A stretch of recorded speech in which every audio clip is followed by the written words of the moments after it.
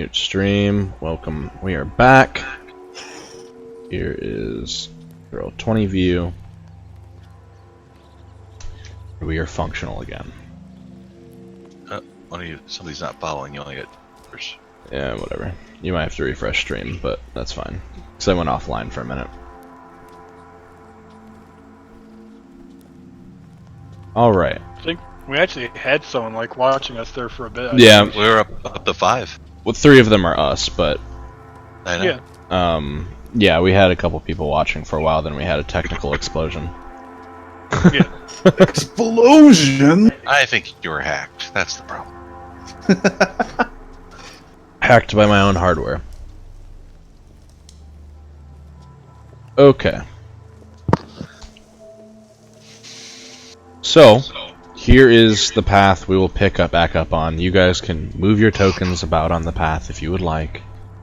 And these are the number of dead bodies that you are beginning to see. All dwarven. So many dead bodies. All wearing the same outfit of black.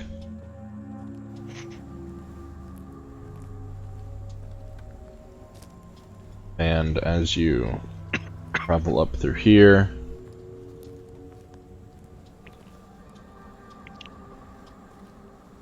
yes, you do come across one that does not look potentially immediately dead. Okay. I go check on him.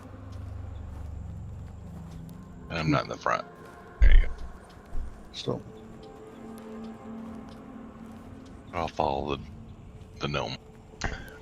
Yeah, you guys go ahead and move your own tokens too.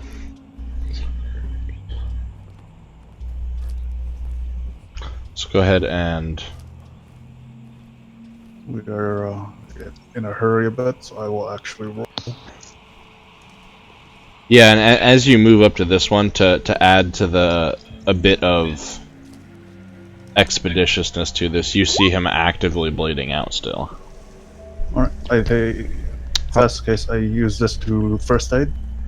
Yep. To You stabilize him with a staunch the bleeding. and I check to make sure there are no major... I check the body over again to make sure there are no major wounds that I need to worry about right now. I mean, he fell out of the sky, so... There's things I can do right now. Yeah, you stabilize him, you turn him over, you get him set up right, and you do what you think you're best able to do for the time being. Yep. He seems very loosely conscious, but in a delirious state, and he's just kind of mumbling, and he doesn't seem to be aware of your presence. I'll be right back.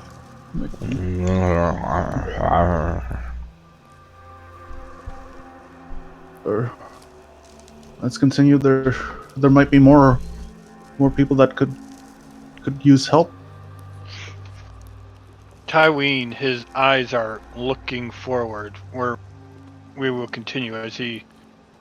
Am I able to see this stuff that I'm seeing? Yes, you should be able to see the things you're seeing. Alright, so Tyween's a little worried and suspicious about some of the stuff that he... Unless you're somehow seeing the entire map. I'm not seeing the entire map. I am seeing some fog of war stuff, but I can see pretty far out. The stuff off to the right, yeah. Yeah. Then I start going. Do we start going up? Up to you. I'd advise that we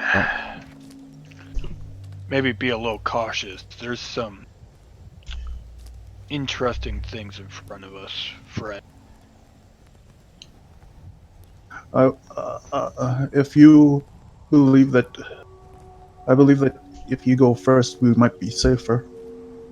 I will follow behind. Where you think is the safest route? I'd rather go where I can see, so let's continue on this way. As he starts to move up towards this path right here. What? Okay, what is this? This green stuff over here, Navarre? You're not there Yes. Well, I can see it. You can see it, but that is the strange metallic-looking sphere that has the green gas seeping from it, Oh, all right. So that gotcha that part.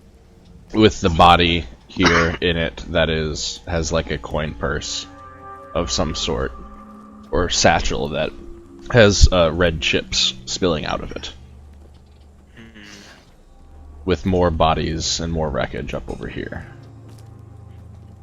Gotcha. Tywin would be the first one to move, and he makes sure that the other two are behind him, and Yep. he definitely has his shield out and his spear up, ready for anything right now. Mm-hmm. He Yep. moves up. The monk follows behind, As the doctor does too. just keeping an eye on making sure, like right behind, helping the doctor if he doesn't. But this doesn't look like he needs help here, so just kind of be on watch.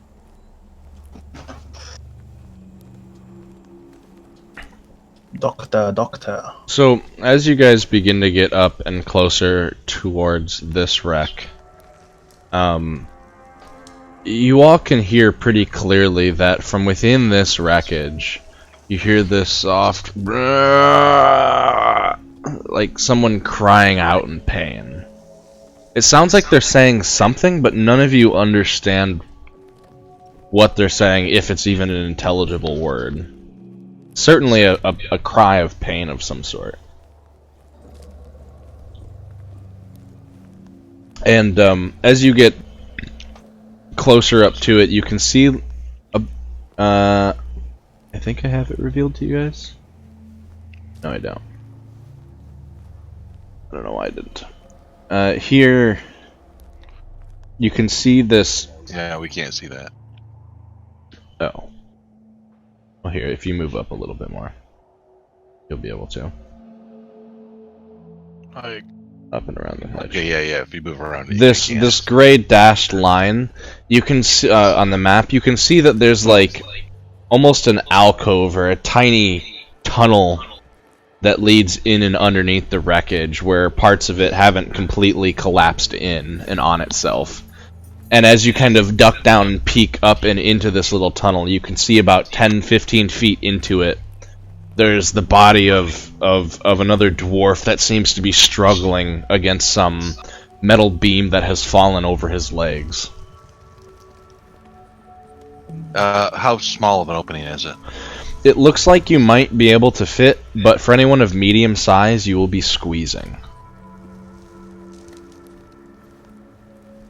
It's a pretty tight fit. Yeah. So the monk will motion to Reginald. I want to help them, but I can't put people in danger.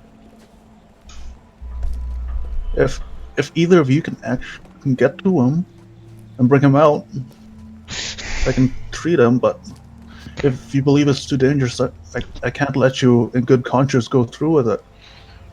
Do I think I could reach? How far deep is it into there? He's about 15 feet in, and there's this big metal beam that looks like it's crushed his legs that he's trying to struggle against weakly. Okay, and from my observation, do I think it's something I could lift? Based on its size, not knowing whether or not it's being held down by something else. Kind of hard to say. I mean, it depends on how the rest of the wreckage is kind of positioned above it and holding it down, if any. And one of those like, hey, you guess you're just gonna have to try and figure out. All right, I get down on my hands and knees and crawl in there and try to see if I can't pull them out. Okay.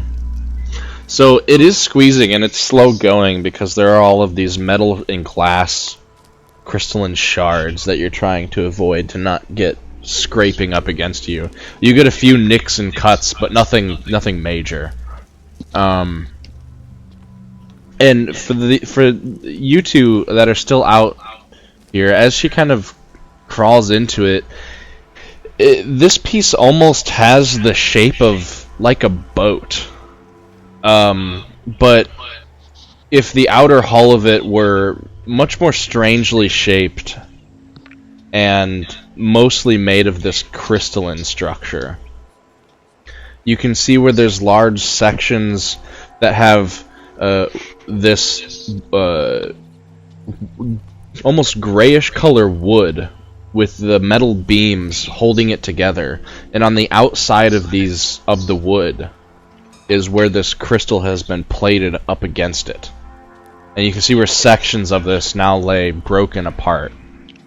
And as you're crawling in and through, you with a couple of minutes, you get up to him, and you can see him struggling, and he just looks at you and looks at the beam, and I attempt to lift the beam. Strength check.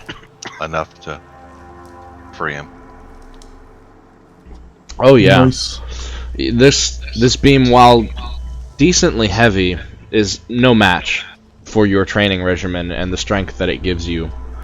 As you And I do it kind of where I take my leg and I leverage it in such a way that I'm using my strength of my legs to lift it. Okay. And so that I can grab him with my hands and start trying to pull him out. Yeah, you kind of kick and shift it through the rest of the rubble, safely in such a way where it doesn't necessarily collapse any more of the rubble on top of you.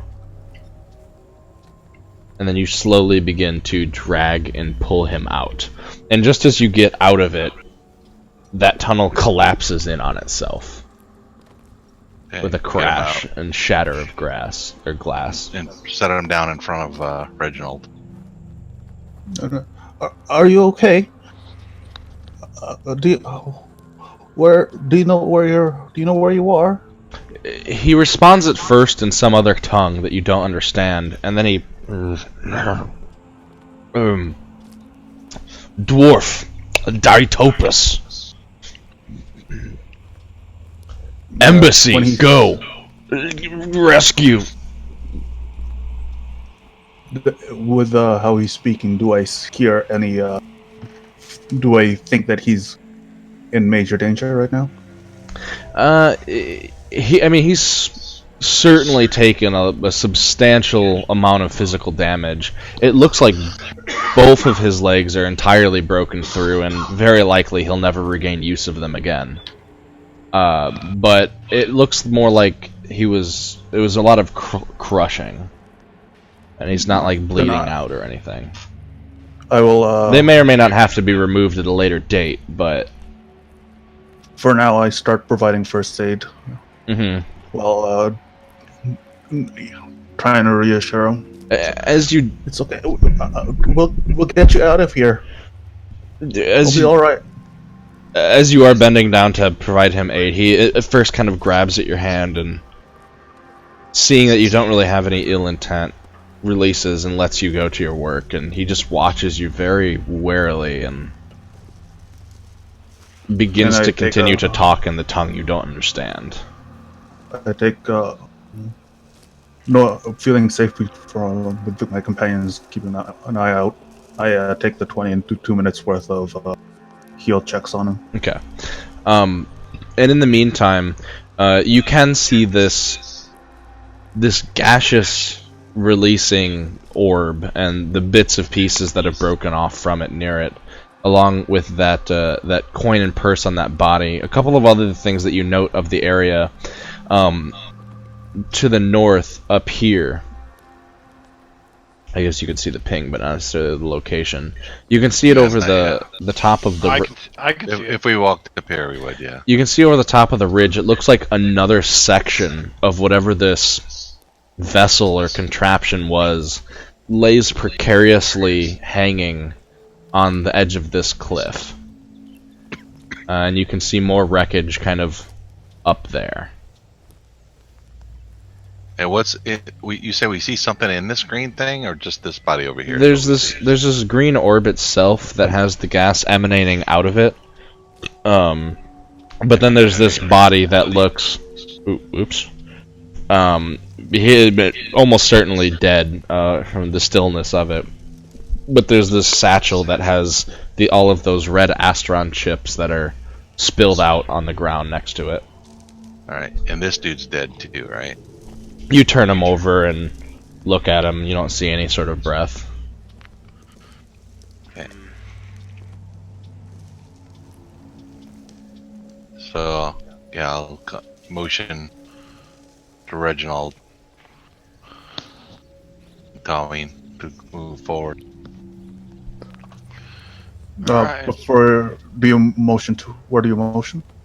Up to move to the north, forward. To the forward, or towards No, the yeah.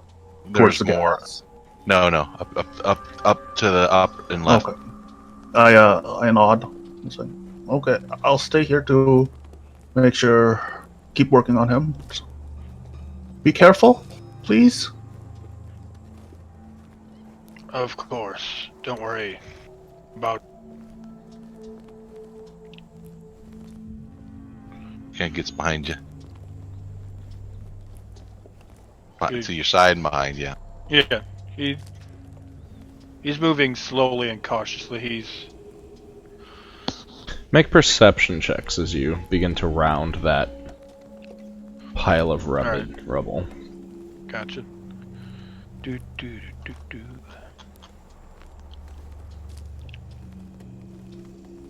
Taween, from that rubble up there on that cliff face, you just hear this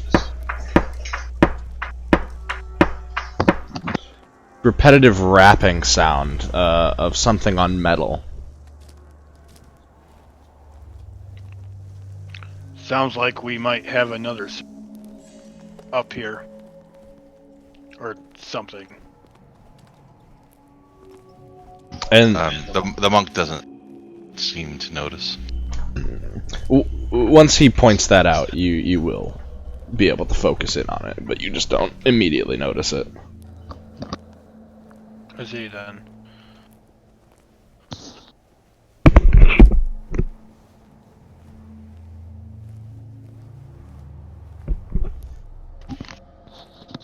Okay.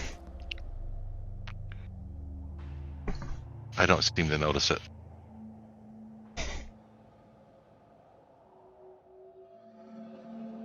You can see the wreckage is up here. It looks, as you're getting around the edge of this ridge, it's about 20 feet up above you, and there is some more ridge line up over here that leads up further onto more. To get up there, that looks like that's the way up there.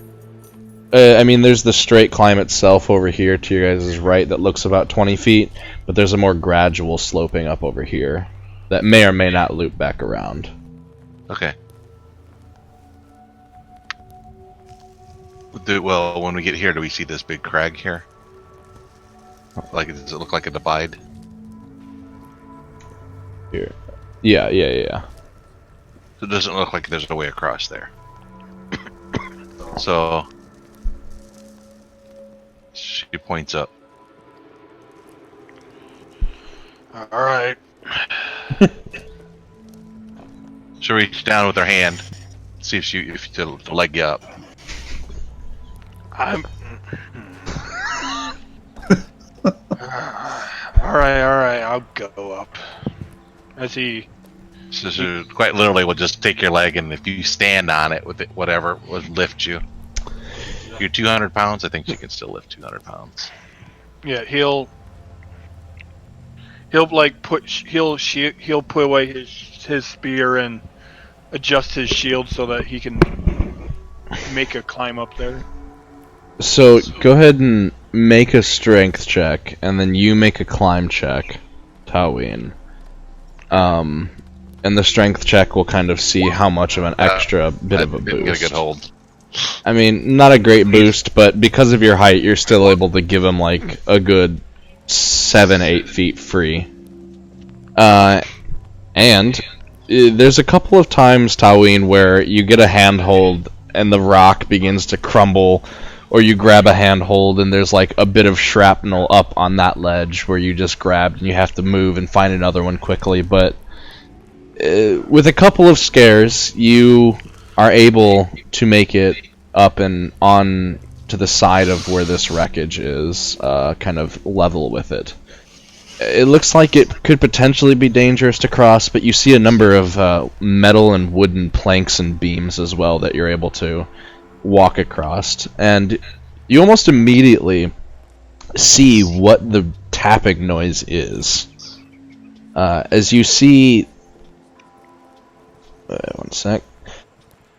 You see this massive, for its type, hawk that is in its nest that is half been obliterated by the fall of this wreckage, and it looks like it's tapping, trying to push and grab pieces of this wreckage and move it away from its nest that you can see a couple of eggs residing within. Make a perception check as well. Alright. I'll go ahead and make an attempt to climb up to it, I guess. Okay. Nope. No. Taween didn't help. Taween, looking behind you, you do see that up here on... I just removed the vision wall. You don't see this, but he does.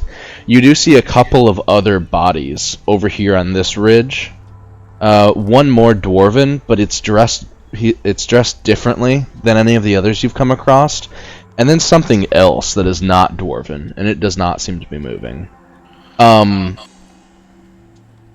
Yeah, and then there's the nest and the eggs and the rebel before you. Hey, monk. There's two other bodies over there to the left of you. They look to be alive for the most part. Are you saying this from up atop over the edge of the cliff? Yeah. Okay. She remains motionless, looking up the cliff, waiting for you to come down or do something. You don't hear any sort of response. Alright. That's typical. He then actually, so, feeling sorry for the Hawk, he actually kind of moves and tries to see if it would, see what it does if it gets too, if he gets a little close to the Hawk. Make a handle animal check. Natural 20. Natural 20. Now's the time for one. Really damn close. Nice. Now, you're native of sorts, in the sense that you understand the wilds and the worlds of it. You've hunted before. You've killed. But you also understand how to approach an animal. You do so slowly, you make yourself smaller, and you don't make any sudden movements. And while the hawk mostly, whether it doesn't seem to notice you or doesn't care, you're able to actually get pretty close to it. If you wish. I would, if I could, so there's rubble that's like stopping it from getting to its nest. Yeah.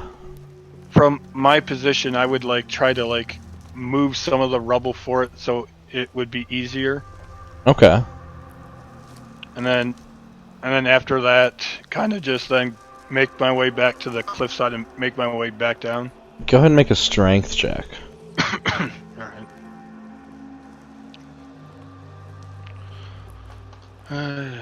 Strength. And you can see now that you're right up on top of the nest, trying to help it out a bit. There are a number of eggs that have already been crushed by the wreckage, but 2 survive. And they're rather large eggs, the size of the ostrich. This bird is no means the size of a hawk. Its wingspan is closer to 5 feet in width. And the hawk itself stands at 2.5, 3 feet. Its beak and its talons are red, this deep red color, and it has many red feathers sprawled throughout it, amidst the browns.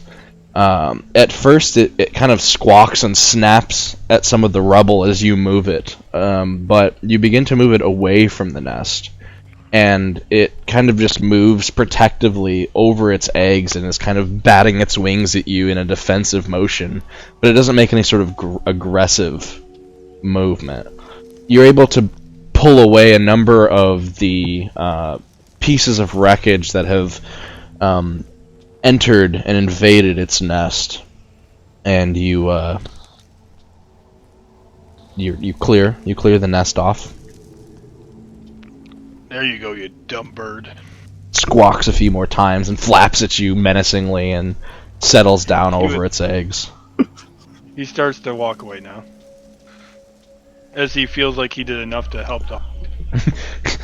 You get to the edge and you see Monk just sitting there looking up at you. The noise up here was a bird. I decided to help it out a little bit. She's looking at you and she goes, "Okay," and shakes her head. And then he works his way back down. I'm assuming you want me to do another climb I check to do. make my way down. I do. And if he slips, I'll try to capture, guide his fall. Okay, you'll soften his fall for him. Which, oh yeah, you certainly soften his fall. Do I hear a commotion over Let me there? do a strength check and see if I can do that. Yeah, you hear the clattering of a few Guide him down. crystalline pieces that hit the ground and break into a billion pieces, and I'll split that damage between the two of you. Each of you take 2 points of damage instead of him taking. Is that No, before damage reduction? Damage reduction isn't going to apply here. Alright, gotcha. It's more about the impact, not something that's striking you. Yeah, that's fine. I double check to make sure that the person I'm taking care of is fine, and I run over here in the commotion. Yeah, you like sprint around the corner just in time to see them unclamoring from each other. She would, yeah. Are you okay? As they get up, another metal beam falls just to the right of them and slams into the ground, cracking the rock. Pulling back. Yeah, we're fine. As I was saying to the monk earlier, on the other side of this ridge, there's 2 more bodies. From what I could tell, they look like they might be alive. Not 100% sure though. She holds up 2. Holds her finger 2. Yes, 2. Where? He would point towards well, looking towards it. He kind of. All right, I'll just do it this way. He points this way, where my where the arrow is showing. Okay. I follow. And this ledge is much shallower than where this pile of wreckage hit on top. Alright. Now, Although- can we traverse through whatever this is?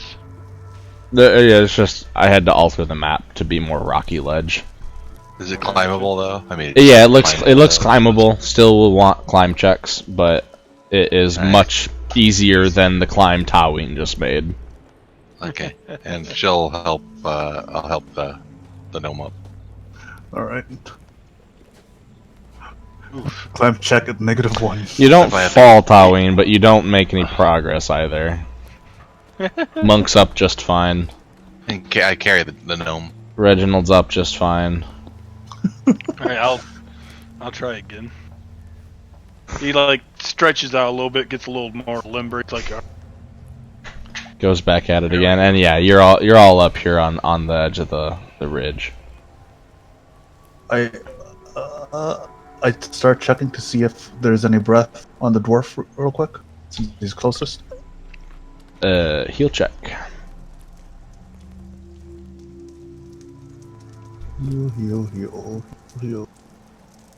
Heal. Both of these bodies, as you will quickly come to find out, are very much so dead. However, this dwarf is dressed differently than the other ones you've seen scattered about this crash site. His clothing is very similar in construction, with the leather straps that bind it across from side to side, and no Siri. And you can see, but they're more blue, with a deep blue in nature, and velvety in places underneath the leather bindings.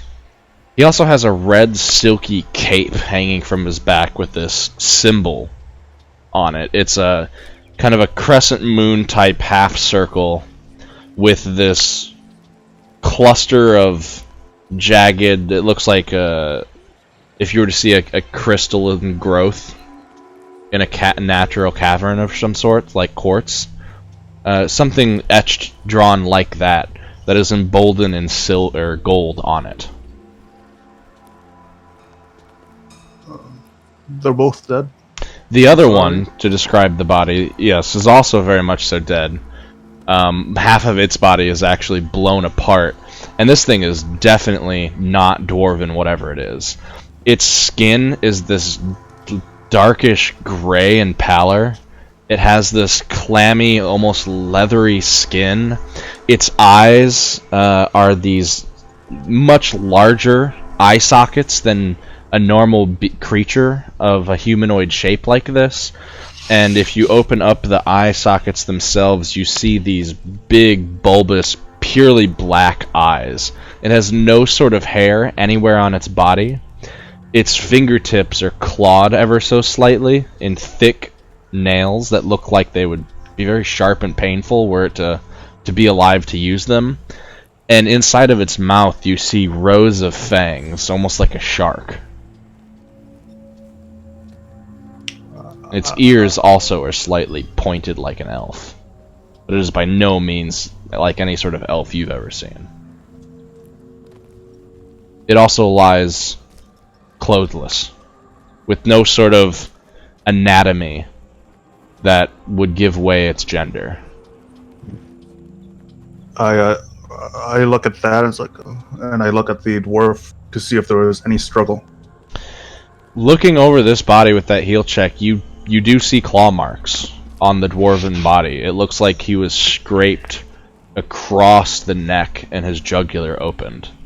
And you find proof of that underneath the claws of the other creature.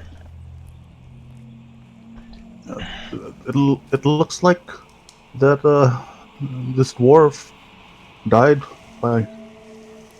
I don't know what this is. The closest thing closest thing I could describe it as is it's a monster. Does anybody have knowledge dungeoneering? Nope. Okie dokes. At least I don't. I don't know about them. Nope, do not. I'm a doctor. I don't go into dungeons.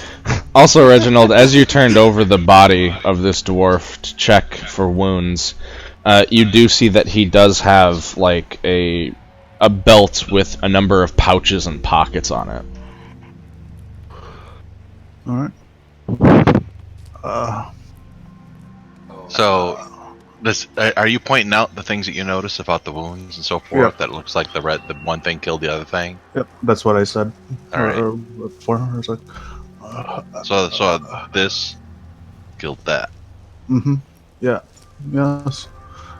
And I think, if I remember right, the person I was just helping was saying ambassador. I think this might be the ambassador. She picks up the body and motions. Let's go back. Yeah, I think that's best right now. These dwarves need help. We need to do something for them at least. Yes, I agree. Let's leave. All right, climb check down. Yep. Climb check. Climb check. With the body.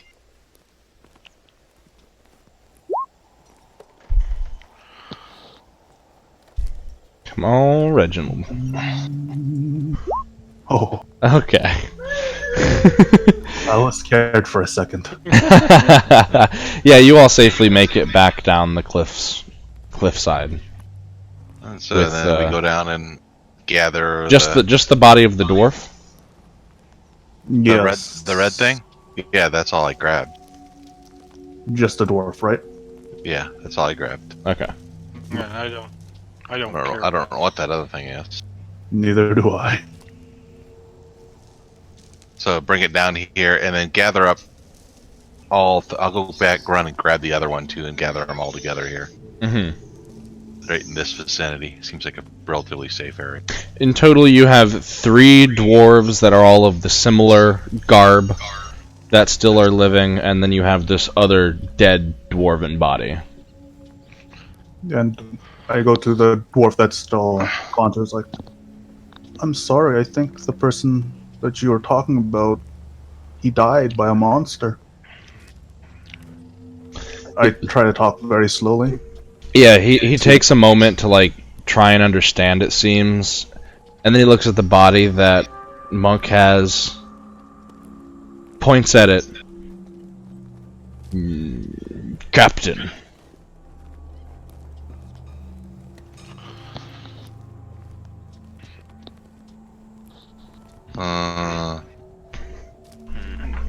Alright, so the monk was going to do this anyway.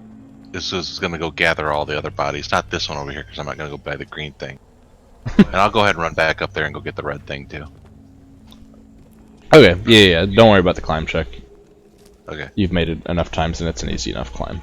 That if you took your time. So she brings everything, all the bodies here. If they're dead, super dead, she puts them over here. If they're alive, she puts them over here. Okay. So, as you go around collecting bodies, there's probably a good 12 or so dwarven bodies that you gather that are dead. And then the 3 that are still alive, plus the captain's body. And then the red thing. I grabbed the red thing, too. Yes, and the monster. So it's red on the picture. If it wasn't supposed to be red. No, I Knowing just your liked eye. it for the visual, not so Okay. much its color. The gray thing, man. Tywin is looking at the crystal thing that's got the gas coming out of it.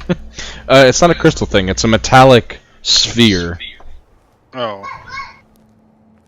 Do you know what that is, my friend? No. I've never met a dwarf in my life. I wouldn't know what this dwarven craft thing is. I'm assuming it's dwarven. It's with them. The monk points around to the other one. I can try to see what it is. Hopefully. Well, around the other body. This one, you mean? Yeah. She points it out. Near the green. Reginald puts on his doctor's mask and starts to approach the green gas. Okay. Does anything happen to him? What does the mask do for you? Any airborne toxin, I get a +1 circumstance bonus on fortitude save for it. Go ahead and make that fortitude save with your bonus. Come on. Good roll, good roll. Oh, yes. Yeah, whether it be your hardiness or the protection of the mask, you're able to approach the object within the gas. Okay. While I'm passing through it, I use Knowledge Arcana to know what it actually is. Yeah. What might be. Yep. Tywin, being interested in it, also does a arcane knowledge check. Okay. It's magic bullshit, Tywin. That's what he thought. Dwarven crap.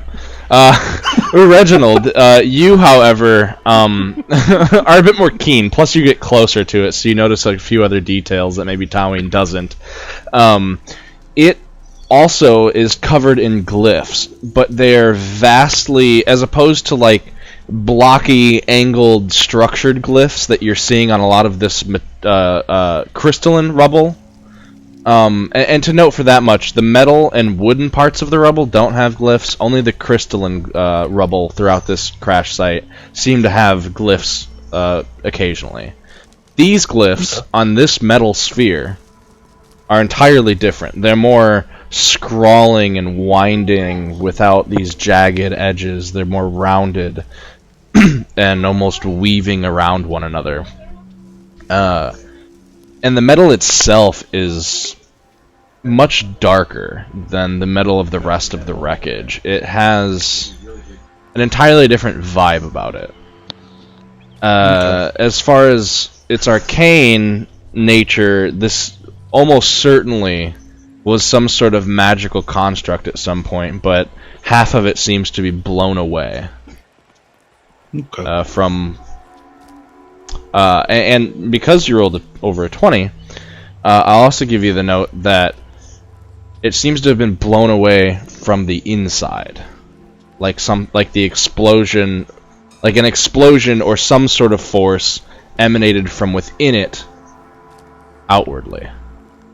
Okay. And I check the body. Is it alive or dead? Very much so dead. I start dragging it back. Okay. So I can talk to, do I need to make a strength check? No, it's not that heavy. Okay. I don't think this was... I think this might have been a construct. I don't think it was the dwarves who brought this. Uh-oh. And Still magic bullshit. it's... that is true. I think it might have been malfunctioning too. It blew up from the inside. You think this is what caused the explosion that caused the landslide, rock slide? Maybe. I could see it if the magic was strong enough. Then I advise we avoid this thing. And I don't know. I brought this body back. I don't know, so I could check it in a safer environment. So, All right. Give me, Sounds good. give me a few minutes, and then we can start heading down with the wounded. So I check the body over. Definitely dead. This body has a very large amount of, for lack of a better term, explosion damage to it. Now what is this gold stuff by right here? You said it Yeah, so 5 times. there was a satchel that was drug out with the body that Reginald just pulled back. However, there still lay scattered a good amount of red Astron chips out over there. Money. Yes, Astron is money. That were in its untampered state, half spilled out of the satchel. There's a few like trailing through from where Reginald pulled it through. As a few more, spilled out as he moved it. Does Tywin look like he wants to go through the gas? No, I am good. Okay.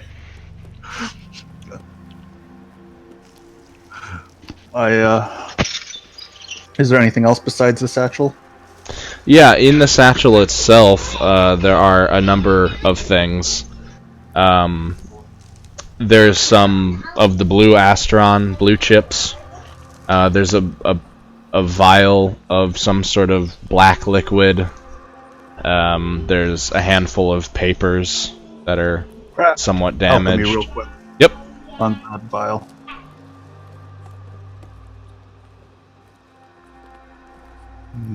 Craft alchemy. Craft alchemy. There it is. It's a very refined ink. It's probably worth, where is it? My eyes just had it. It's probably worth about 15 blue Astron.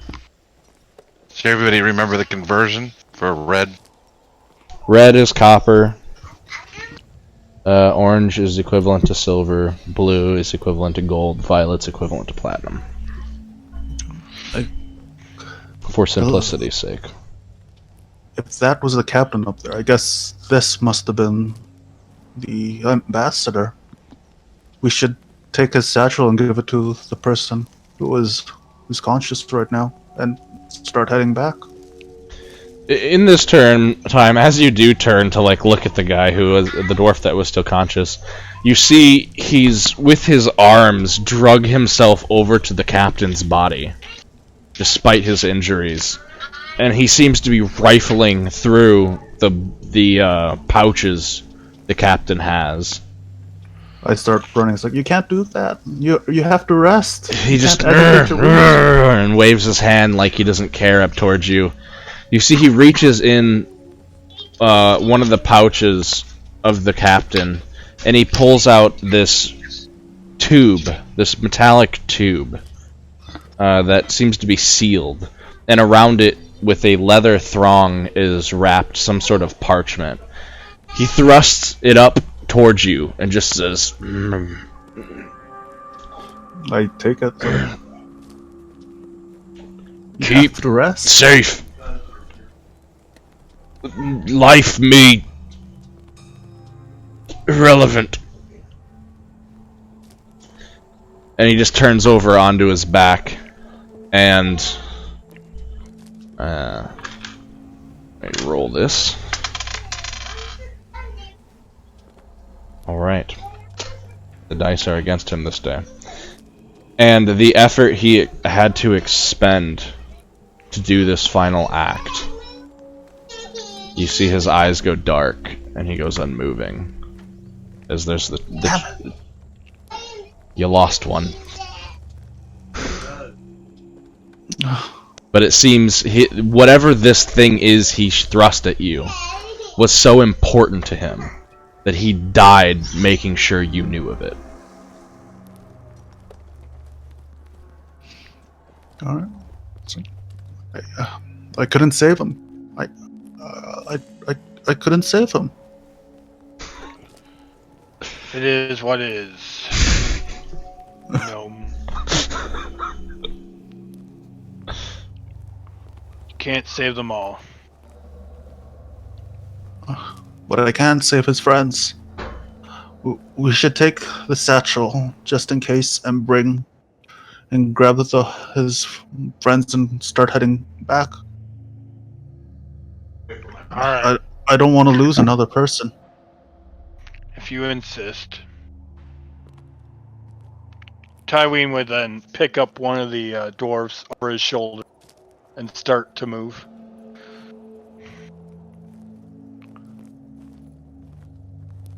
All right. And I start following, and I'm a, is Mark is Mark here? He has Jace aggro at the moment. so I'm assuming Mark's monk would pick up the other one and Yeah. Oh. And then the three of us would move our way back down the cliffside and mountain, back to where Drix is. Right? Yep. And while we're going down, the man I lost, he gave me this, and I open up I show the sealed container and parchment. Is parchment separate? Yes, it is what is the leather cord was tying to this tube. So it's a leather cord and a parchment. I open it up to see what's in the parchment. This is the parchment you see. Now, if only I could read Dwarven. Maybe. You picked the wrong language to know how The right language for group communication, the wrong language for this situation. Oh yeah, you probably picked the better language. Don't get me wrong. Because now we can all speak to each other without me going, me, Taween, who you. That's broken That's broken common Taween right there.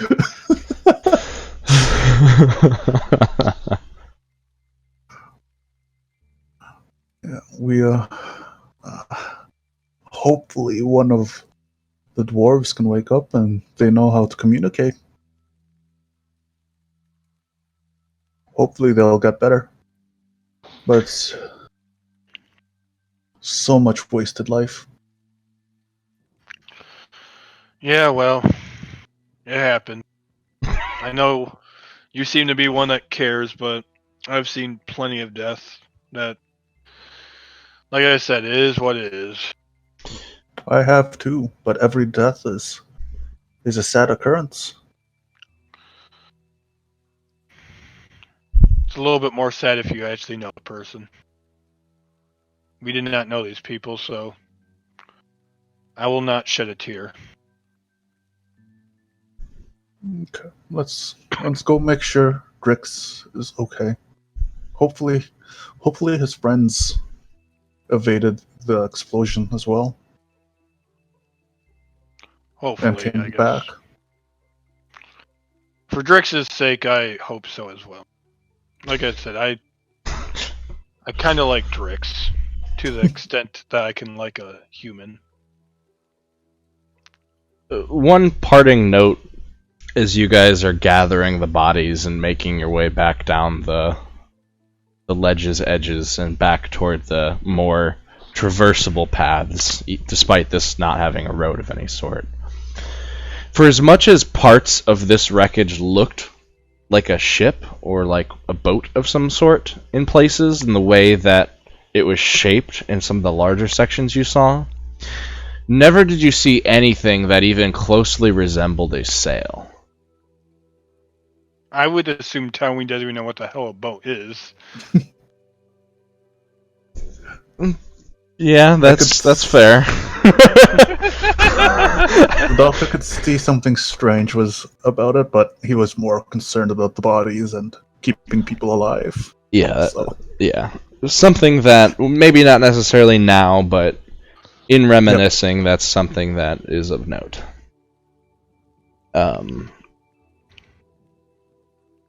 Yeah. And so, you guys are heading back towards the caravan. Mark still has aggro, sadly, so I'll have to catch him up here in a sec. And it's a lot slower going to get back to the caravan, or I guess what's left of the caravan, to Drix, we'll say. Because you guys are carrying multiple bodies. You just took the live ones, right? Yep. Yeah. Okay. That will more or less double the amount of time it takes, because there's a number of times where you have to gently lay them down, get off a ledge, use teamwork to pull them down off the ledge safely without causing more harm. A number of times, Reginald, you have to stop and check on them to make sure they're still doing okay despite all this physical motion. And as such, just as dusk is hitting this day, you will begin to reach the pathway and where Drix is. Where you do see the light of the fire. We're almost back. And the trail of smoke in the dusk, as Drix has made some amount of headway in his goals there. It does seem, as you return, that one of the hunters has returned. You see another person walking about with Drix. And let's pause there for a minute so Mark can get back. Alright. Sounds good. I will grab another beer.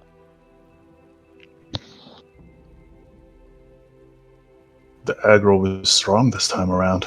Oh yeah. Yep. Had to stick him in a bath.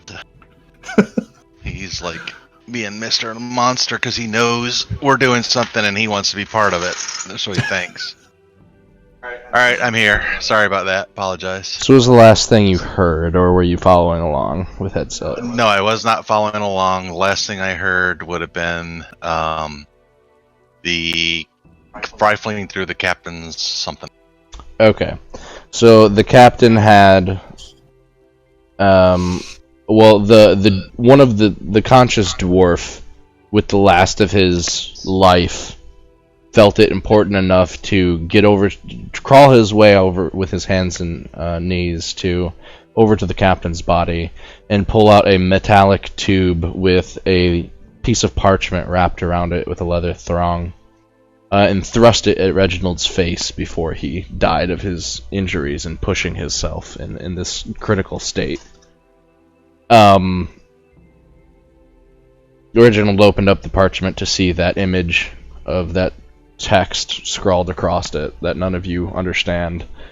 And then essentially the group of them grabbed the bodies of the live, and over the course of the day, you've made your way back down to Drix. Got it. Okay. And we're Sounds just now picking up with you guys coming up upon the campsite where Drix seems to still be tending to the half-elf you guys came across, and one of the hunters seems to have returned, of the two of them. Got it. Okay. And Drix sees you. My so God! Probably not till the end of the day, near the end of the day, that we get back. Correct. Yes, it's getting dusk by the time you guys are getting back because of the slowness in having to cart these dwarven bodies down as well. So, what the monk does is after she carries everything, she can carry as much as she can down. She's pretty strong, so she helps carry a lot.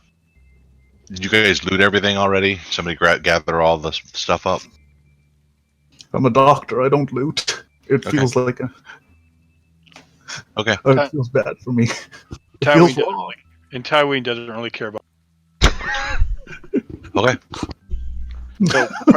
So that's a no. We are the worst adventurers. So wait, let me just clarify then. The ink. Did you take the ink that you examined? I took the pouch. Okay, you do have that satchel. Okay. Because it seemed like that the satchel was something that the conscious persons wanted me to take. And it had more, like, papers with notes of that text, that script you can't understand. Okay. As soon as she drops off the body, she kind of like looks at herself and her hands and wanders off towards the creek, out of sight. Drix just goes, "Oh my lords, I'm so glad you're all back. I was worried there for a minute. More bodies I see, so it was something bad." It seemed like a construct might have exploded. A what? A what? Magic. Yeah. Magic is always bad business. Best to just stay away from it. That's what I said. Smart man. I know.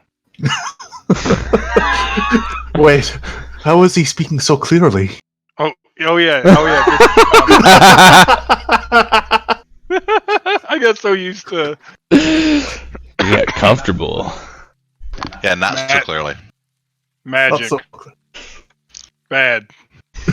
Yes, indeed. It is bad. Is your friend all right? Does he need any help? Where's the other one? Well, it seems they were not related to the thing that happened, but they came across a bear and, well, Volrand here got out all right. Although, what'd you say the name was? Volrand. Although he took a bit of a beating. He might need a look over, Doc. Oh, of course. I did what I could, but and the half-elf fella, he started to rise a little bit ago, but I just told him to go back to sleep and regain his strength. I think that's best for now. I'll go check on your friend. Oh, thank you. It turns to Tywin and be the only one left. It just goes, so I gathered as many supplies as I could. I got probably enough food for us to make it to Opportunity. We might have to actually stop in a few of the villages and see what we can do to restock, well, I suppose a lot of us will have to be doing some walking, considering it seems we got a lot of bodies to cart in the rest of the carriage now. And I don't know how well this sad little mule is gonna do on his own. He's just So wait a minute. Everything we brought down is dead. Nothing survived. well, Two of the dwarves lived, didn't they? the, Yep. yeah, Okay. two You only dwarves. brought the 2 dwarves. 2 dwarves survived from the trip in the mountains. After all that, Tywin would be like, okay. Oh, that's good. Well, yeah, I mean, if you need, you must be hungry. And he scurries off over to the carriage and looks like he starts trying to fiddle with rations. And after a few minutes, he comes and he brings you some trail Food. rations. Food is good. Yes, it is. Yeah, I got a fire there too. You might be able to spice it up a bit. Thanks. I collected fresh water as well. Okay, I'm gonna go talk to Good. Volrus. Good idea. This whole time, Tywin's got his arms crossed and he just looks at him. Like, There's like this Like- dejected feel. well, like he said to RJ, he does like Drix, but at the same time, he doesn't know how to speak common that well, and he doesn't want to, like, admit it. So he doesn't say much. He says as little as he has to. Which is And, more than what he says to most humans. I'm taking a natural 20 to patch up anything that he needs. Or I'm taking a 10 to patch up whatever he needs to be patched up. Yeah, so he took quite a beating during the bear attack. He got out alive, thankfully, but got a pretty nasty gash across his throat and front side, and he's currently just unable to speak right now. So I'm gonna actually do proper treatment on him. I thought it was just scrapes and stuff because he got out. Alright, I will provide long-term care for now. Yeah. So then after about 30 to 45 minutes, the monk comes back. Clean, washed, clothes straightened out, all the dust off of her. A little bit damp still. Tywin's just by the fire eating his food.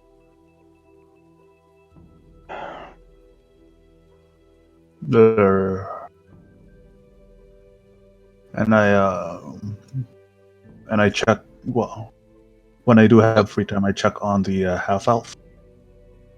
Yeah, he rouses at some point and he just kind of opens his eyes and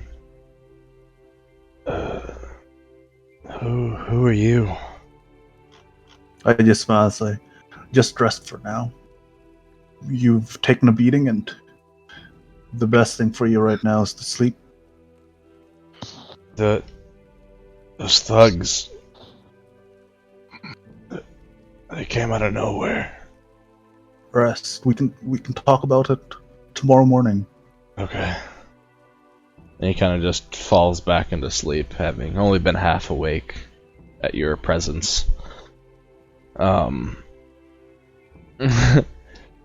Oh, go ahead. I switch out his bandages when I need, Okay. considering that's been a couple days already. Yeah. So the monk comes back up to after that. You had some time, Reginald, and she's like trying to motion to you about the paper.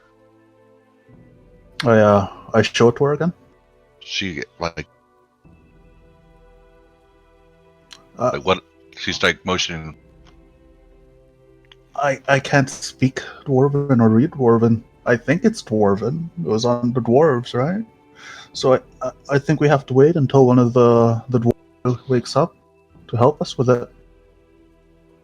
She motions 2 dwarves. 2 dwarves. She nods understandingly, and then Go sits down and go ahead. go rest. Thank you for coming with me. These people wouldn't have made it without your help and our other friends' help.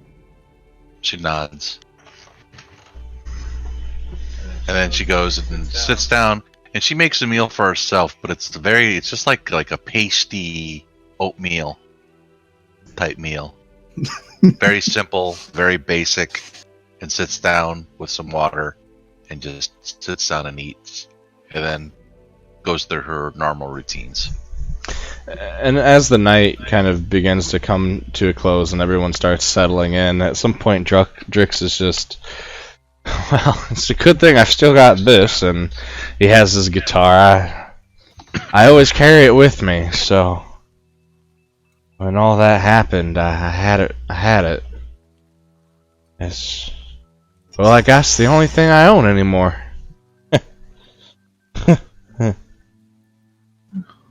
I think I'll do some sad songs tonight.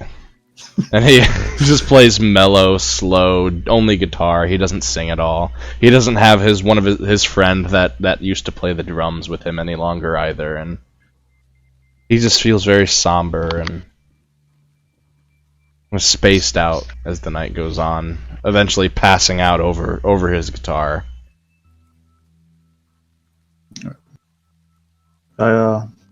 Before I go to bed, I tend to look over the wounded one last time and put a blanket over Drix.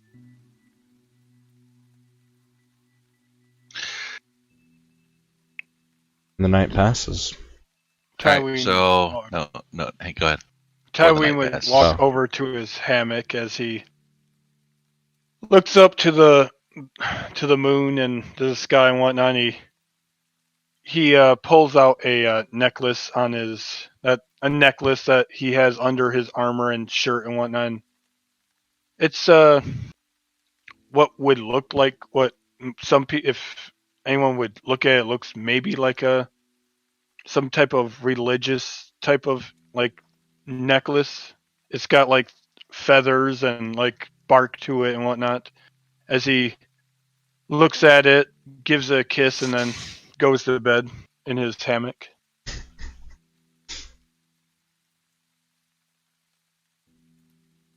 Okay. Monk, you had something you were going to say? Yep.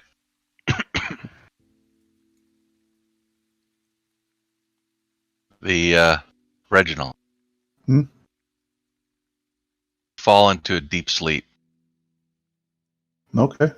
What do you dream about? Once everybody is asleep. Yeah, once everybody's asleep. What do you dream about? I start dreaming about I start seeing the faces of the people I couldn't save. And what I could have done differently to help the people the last couple of days. Playing the events. Yeah. You hear a melodious voice, sweet. You did so well, though. You saved what you could. You're very, very talented. I am truly impressed with your skills. First question, do you attempt to resist whatever this may be? What does it sound like besides what it said?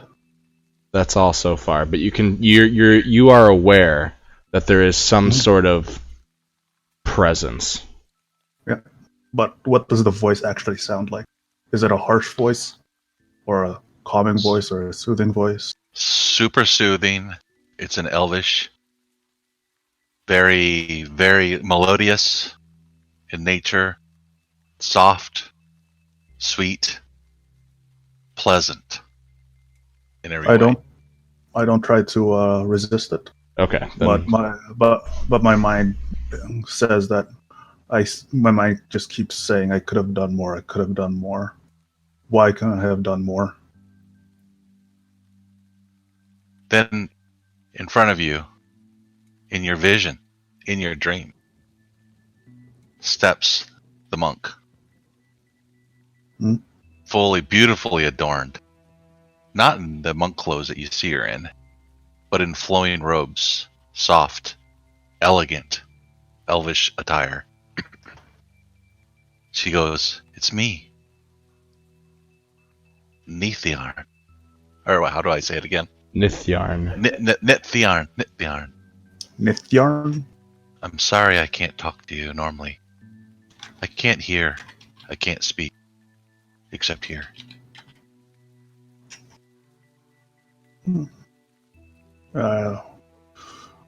I'm guessing that if she sees me in this vision, I would just be smiling. It's pretty lucid in this state. So feel Okay. free to respond as Reginald.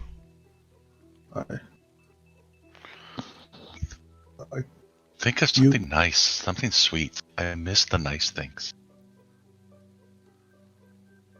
I do too, but there were so many people. They were my patients. I But you felt close saved. to them. You saved so many. I didn't save enough. You saved us. You saved. I can tell. I believe you could have gone there without me. You are all strong. No, we need you. You're small, but you're mighty. I will help you.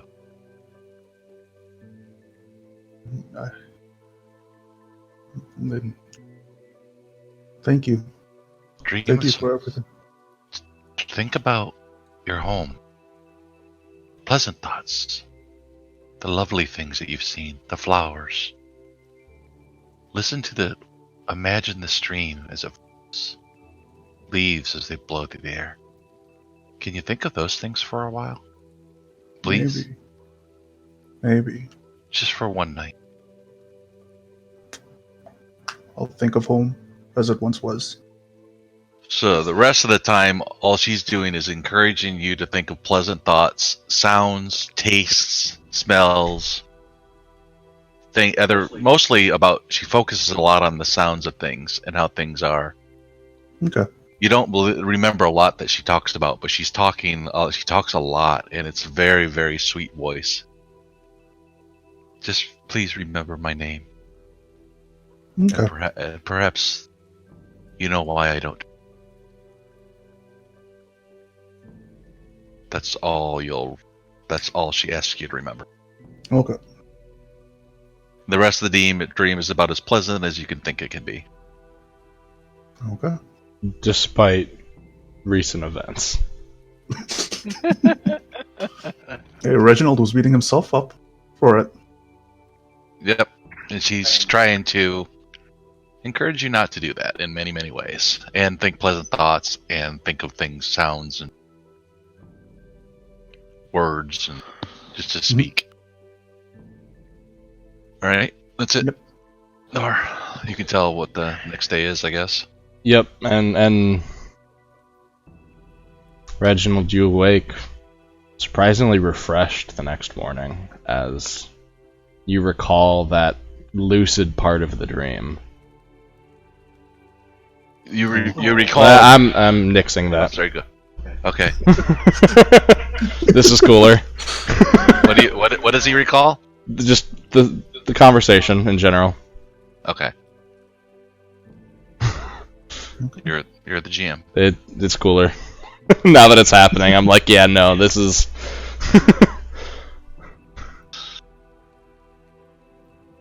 When you wake up, as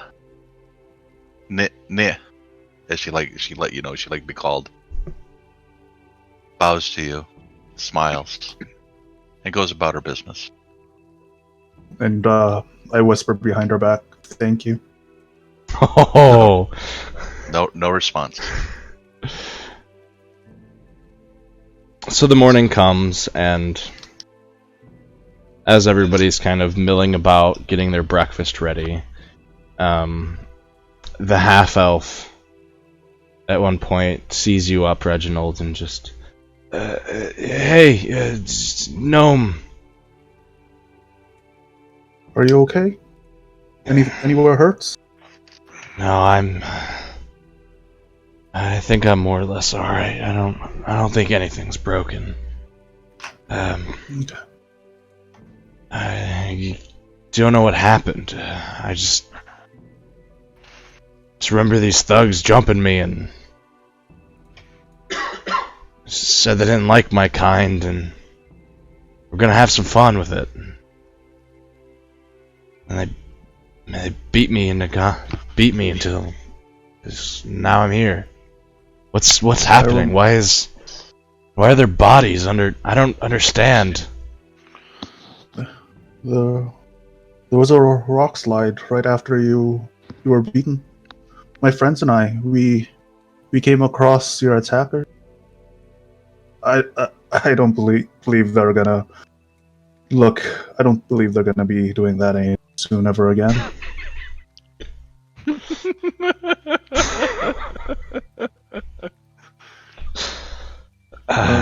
We took you in because you were injured and we couldn't leave you there, could we?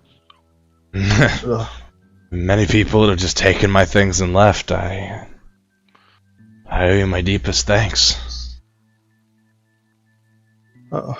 You should give your thanks to my friends as well. They're the ones who brought you to this this camp. We do you know where were you going? I was headed south toward a town called Opportunity. Sorry, my name's Wizrun. It's a pleasure to meet you. My name is Reginald. If you're going to Opportunity, you should talk to the human over there. We're traveling that way, and he's the man who's bringing us. He's nice. He was there and he tried to help you as well. And I point off to where Drix is. I'll have to go have a conversation with him. Do you need anything right? Make you more comfortable? No, I'm fine. I just need to be back on the road here soon. We're just making sure the people who are injured right now can walk, and then we probably leave. But right now, I have to go check on the dwarves. Dwarves? You have And dwarves with you? They're hurt, but it'll be alright. Everything will be alright. Just relax for now. And I start double checking to make sure what he's saying is actually true, that he's okay. And I start heading off to the dwarves to dress their wounds. Okay. Yeah, he lets you check him, and he seems alright. I mean, he's gonna have some bruising for a bit, but nothing serious or major. A totally opposite story of the dwarves that are in your care. Yeah. Wizrun goes off to go and have a conversation with Drix, while you move over towards the dwarves, and I mean these two are very close to death when you found them, and the travel with them didn't necessarily give them much rest per se. But the night's rest does seem to have helped a bit. A lot of the bleeding has stopped on most of their wounds. Unfortunately, it looks like some of the more serious wounds that they have are just straight from the fact that they fell out of the sky, apparently, and that was a lot of bludgeoning, crushing damage. The one, his left arm is just entirely shattered in multiple places.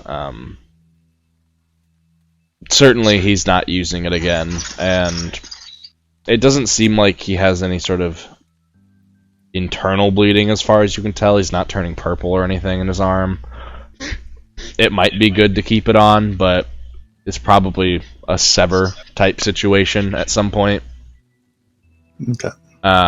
And the other one, looking over him, you're feeling along his spine at some point, and he almost certainly has a broken back.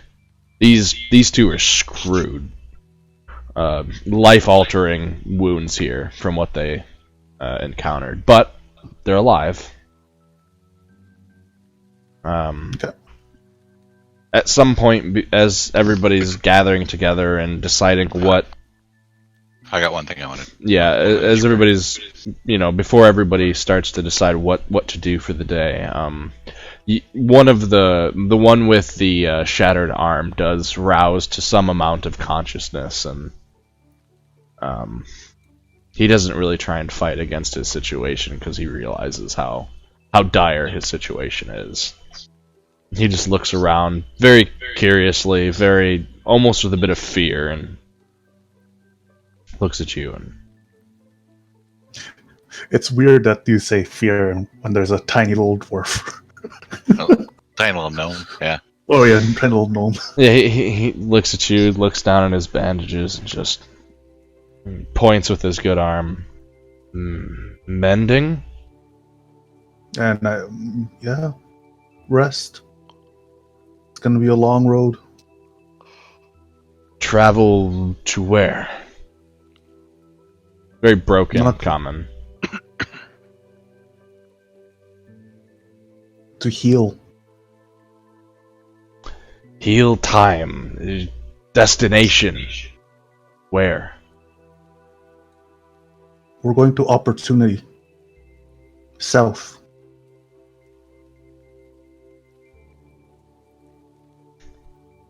Okay. Find embassy. Make contact with dwarfs. Okay. Rest. I have questions when you feel stronger. I try to answer. Don't speak your tongue well. It's okay. Okay. Okay. And he just... yeah. And then I go check on the hunter and start his treatments. Yep. Busy Reggie. You make the rounds. I make the rounds. So starting your own little mobile clinic. Thank God we got a doctor. Yeah, this would have been a very different story without a doctor. Yeah, in the morning. A lot more death. As far as Towin's concerned, the monk walks up to him, and she points at one of your javelins or one of your or your spear, and she goes,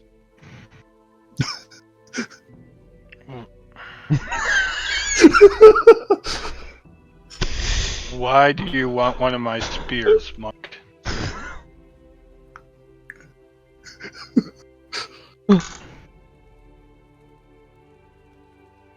Okay. He would then, not fully trusting her, he does not give him... he does not give her his spear, but he'll take out one of his throwing javelins and give it to her. She holds it up, tests the weight a little bit, spins it around her finger, and then starts going...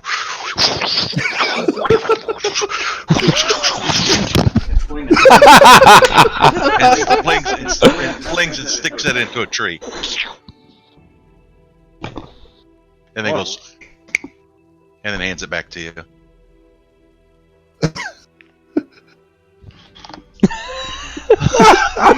You've never seen a javelin handled like that before in your life. You have some impressive skills there, monk. I am thoroughly impressed. Well, that was a pretty good throw. You hear Trick's comment from off on the side. She didn't. If she wasn't looking at him, she didn't respond. Yeah, Taween would have heard it. Yes, she good. He just kind of sighs and goes back to his cart.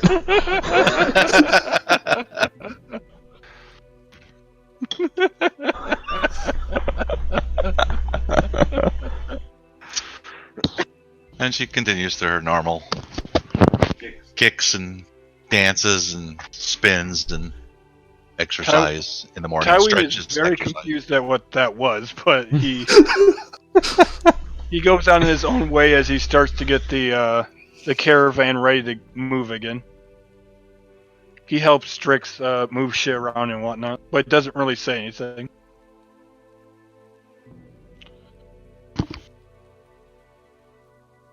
Must get going.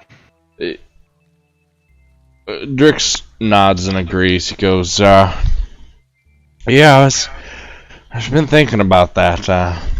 I figure we can put all the wounded in the cart, and they should fit. We might have to leave a few of the, extra supplies behind to make space for them, but we can't overburden the mule here, or I don't think he'll make it.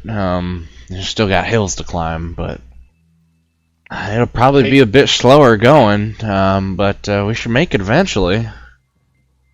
I'm ready to head out whenever you all are, but I don't know how we're gonna supplement our food anymore either. Vorand is, well, I don't think he's gonna be hunting for a while. Me hunt. Oh, that's good. That's good.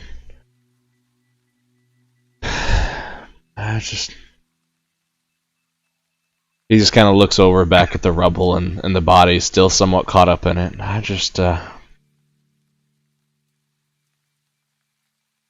Wish I could have gotten him through, and wish we didn't have to leave him like this. But You did best you can. I didn't do anything. I cowered behind a rock at some thugs, and because I was scared enough to even follow y'all in the first place, it's the only reason I'm alive. I feel lucky, but at the same time I don't. You help elves. You good person. I take it you're not really from Talon Ure, so you understood what those elves had to go through there. I'm doing the best I can for them. Me hear stories. Yeah, you heard about the slaves then, and the house elves and all that stupid business. Me from woods. That tribal type, I could tell. All the same, help all of Elvenkind to the south. Although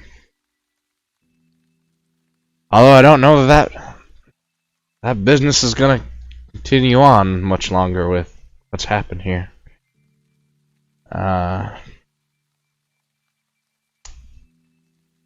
Yeah. It is what it is. That's true. We just gotta make the best of it. Good. Well, at least I can still serve as a guide. I still know these paths. I know the good places to camp. I know the good places I can point you where to hunt, and I'll get us through these mountains, goddammit. That can be for sure. Good. provided there's no more fucking explosions from the sky and cliffs. I don't worry me. I'll steer this carriage further from cliffs from here on out, just in case. Good idea. Magic, bad. Yes, it is. Yep, it's a terrible thing. Well, I'll be with the carriage. Just let me know when y'all are ready, and then we'll head out. I think that Jace is screaming at you. No. Now? We travel now. Alright, well, I can go tell, what was his name? Reginald, little gnome friend, get those wounded on the cart and we'll head out. Good. Okay. Good talk. He seems to kind of accepted the fact that he's more or less talking to himself. But not. And then Tyween would then go to RJ and be like, alright, time to start getting the wounded together and let's get going. Alright, it's probably safer in the town anyways. Can you help me put them into the carriage? Yes, I will help you. As he would probably be doing all the work of carrying them to the carriage. No. If the monk saw, she would come help. All right, yeah. So the monk and him. Yeah, between the two of you guys get him up in there. Or maybe Reggie will call her.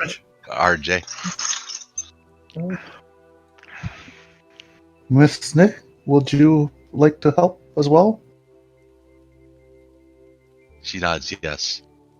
Thank She you. starts helping. And she called it Nithjarn. Nithjarn. Nithjarn. Yeah, Nithjarn. Alright. I thought you said you wanted to be called Nith. Nith. Nith. I know, not making it easy. You can call No, her anything no. you want, actually. Nith, you can call her Nithjarn. She'll answer to that. As you guys are loading bodies, Drix says, oh, by the way I reckon it, the nearest little town or village we'll come across before getting to actual opportunity is, a little place called, Terran. We got about 8 more days here through the mountains, and then a couple of days through some hillsides, and then we'll be getting to Terran. I think everything will get better once we get there. I will warn, once we get to the foothills, to the west of us, we're going to want to be careful and keep an extra eye. It's why I always traveled with Volrand and well, it's always why I traveled with others, because there's an orc tribe that lives up in the mountains to the west near Terran, and well, I've never had a skiff with them, but I've seen them from time to time, and well, we hauled the other way real quick. Pretty savage brutes. But, I mean, barring any sort of more bear attacks or explosions, we should be pretty good through the mountains. There's not really many dangerous wildlife here. I mean, at least not through this path. I imagine there's all sorts of beasties out there in the mountains, but so Understood. We'll be careful. Nithjarn nods. So, the group of you gather up and begin onward.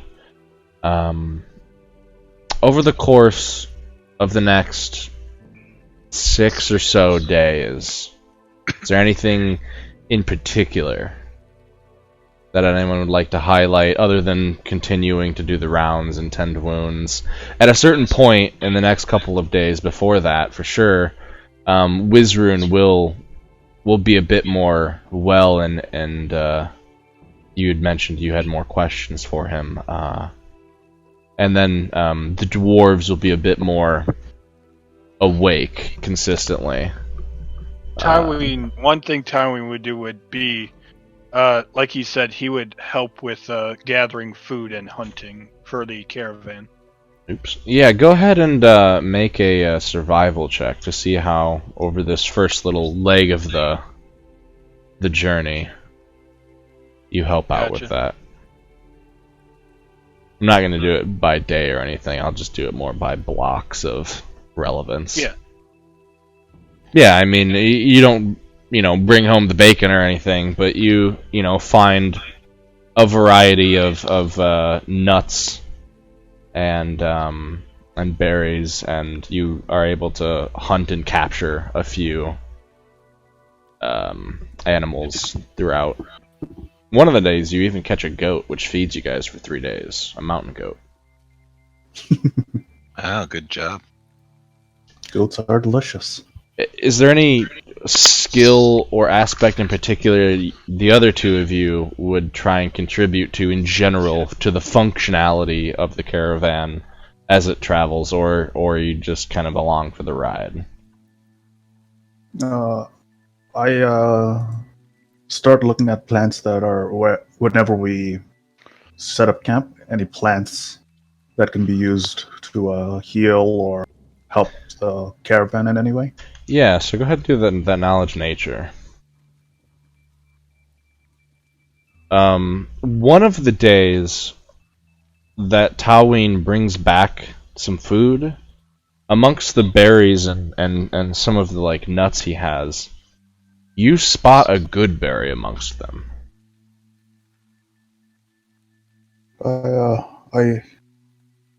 I check on who the most injured person is as of right now. Probably broken back dwarf. Broken back dwarf. I give the good berry to the dwarf to ease his pain a bit more. That should also allow us to have one section of rations that we don't have to feed him as well. Yep. Helps offset a bit more. Yep. What about you, Nith? Anything you do in particular aside from just the basics of travel? Yeah, so there's going to be two things. One, as far as, like you said, skills, she's very active as far as making sure the gathering the firewood and getting things, and then just watching out for things along the trail, as the caravan's proceeding from that. So I don't know what kind of role you want for any of that, but I mean, what do you imagine that would be for the way you envision yourself attempting to help? I don't know. Best it is a non-visual. It would be a visual perception, I guess. Okay, that makes sense. Didn't know. So I would not have. Yeah, I'd get the nothing auditory. Right. Okay. And then there's one thing that I want to do, if you're okay with it. One day when you okay with that? Yeah, you do. Yeah. All right. One day when Tawin,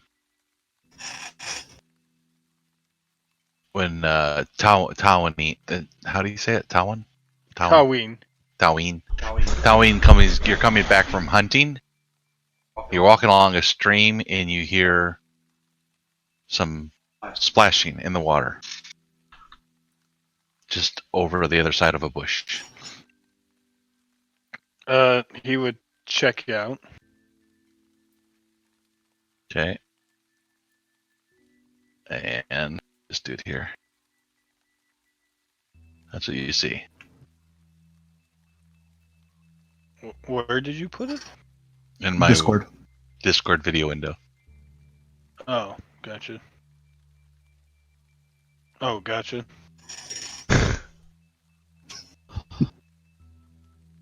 Good to know. Kind of proud of that picture. Very buff Super buff. and fit. Interesting. See her six pack and her muscles. I'll send the picture to you guys. Yeah, no, I see it. Tywin. And the thing is, she didn't. You came up behind the bushes, so she didn't notice you.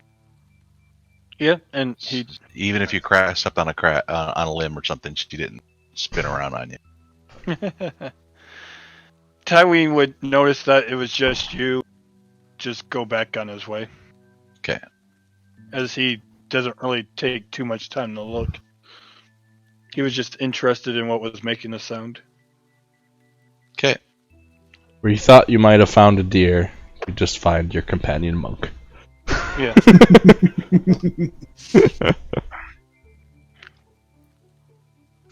So It's not safe to bathe alone. any conversations over the course of the next few days? Drix doesn't have anything in particular, he says, outside of just idle chit chat and banter and his guitar playing throughout the day and night occasionally. Tywin would not go out of his way to talk to anyone. Reginald would. He goes out of the way to talk to Tywin. So, how come you're going south, friend? Right now I'm just going where the wind takes me, I guess. I have no home to speak of. That can't be right. Everyone has a home, even if the home is gone. It's okay if I'm here listening with you guys. You do this in private or Yeah. public? No, Okay. he would be. Tywin Okay. doesn't care. Okay. He likes you two enough for he would talk Right. with either one of you. And she motions.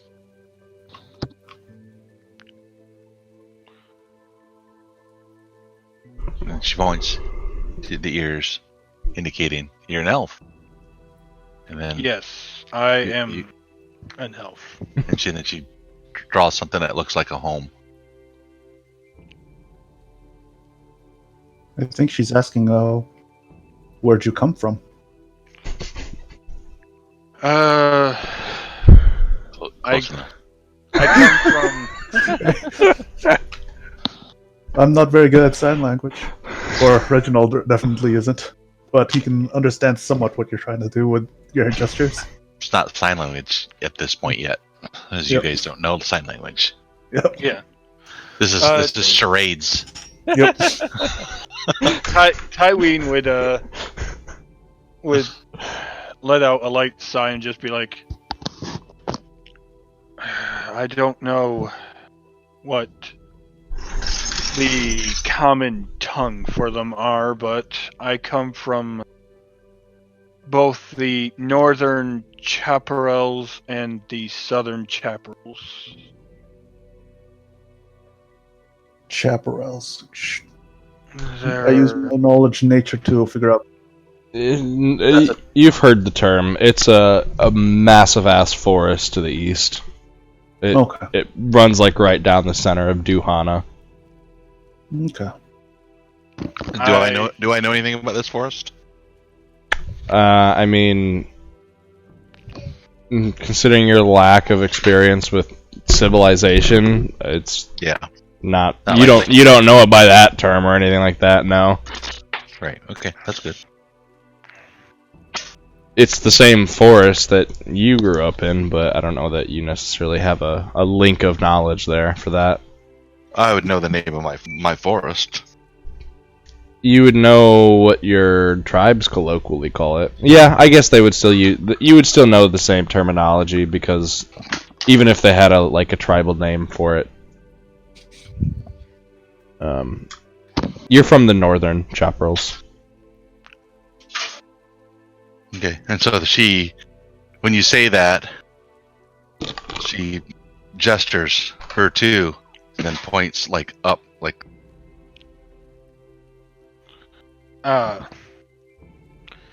Also from the woods, I see. Good to hear. she nods. Good place to live, but sadly I must find my own way of living for now. But sounds like you can always go back. I can't go back. As he says that, he rubs his fingers would trace the one tattoo that is imprinted on his cheek.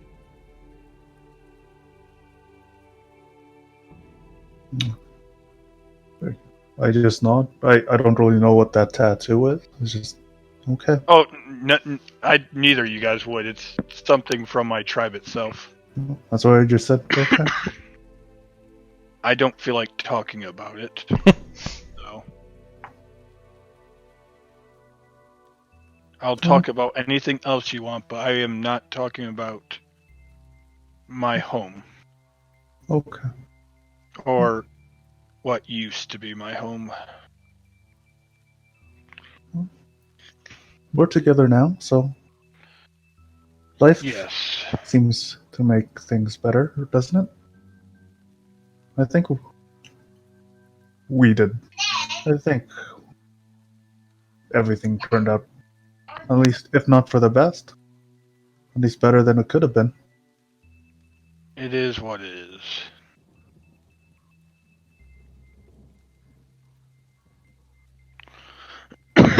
As he would then kind of go silent for a minute and just, I don't know, just kind of, I guess, just kind of listen to Drix's music playing, because I picture his guitar playing in the background as we talk.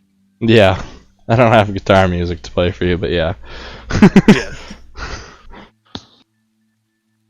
We're actually, if we're going to start talking, and it seems like we'll be spending plenty of time together, what brings you here, Gnome? I'm looking for information and medicines to fight a plague that ravaged my home one day. I couldn't save them, but hopefully, if I find out what it was and how to treat it, I could save others instead. Make their memories live on by helping those that are afflicted by something similar. What's this word, plague? Hurt, disease. You don't know plague in Elvish? I don't know. I think it would be something that he's not medically trained. I would have a feeling he knows what the word is. It's just he doesn't know exactly what it means. Okay. Like a little kid learning what the plague is, like the freaking 18th century plague is, or whatnot. Or actually, like a lot earlier than that. Hurts. It's a type of disease that affects the body. That takes away your strength. I'm sorry to hear that your friends and family died from this plague. Hopefully, no other families will be affected by it. But if they do, if I can find how to combat it, maybe they'll be better. I know they'll be better. Is this town you speak of a gnome-ish town? Oh, no. It was a village. There are many people in it, mostly humans. They were still friends. They were still family. They took me in. I slightly take back what I said. I understand. So she does a whole bunch of sign language, but then she goes, "Wait."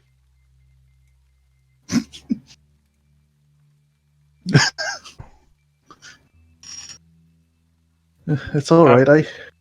I'm- traveled the gnomish ways before. I've seen how elves are treated in other areas, how non-humans are treated in areas.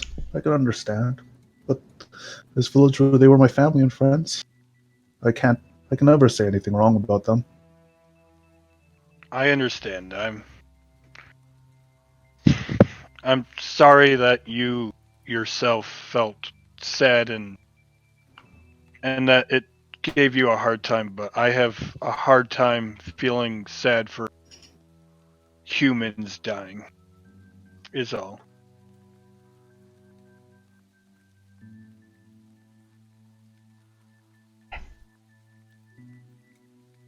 Humans have not been kind to my people or my tribe in the past.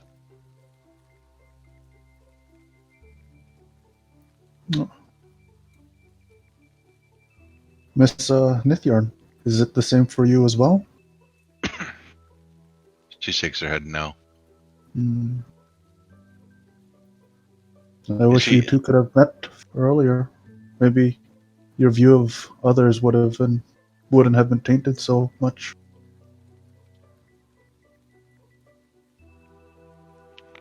As long as I lived in the tribe that I lived in, it would always be the same. It's been this way for hundreds of years before I. And I've been alive myself for 93. Actually, maybe 94. You kind of forget about a year or two once you get past, like, your 80s. I wouldn't know. I don't have the same length of years as you. I'm still only in my mid-50s. Nithyarn looks, she goes, 121. Good to know. she looks very youthful.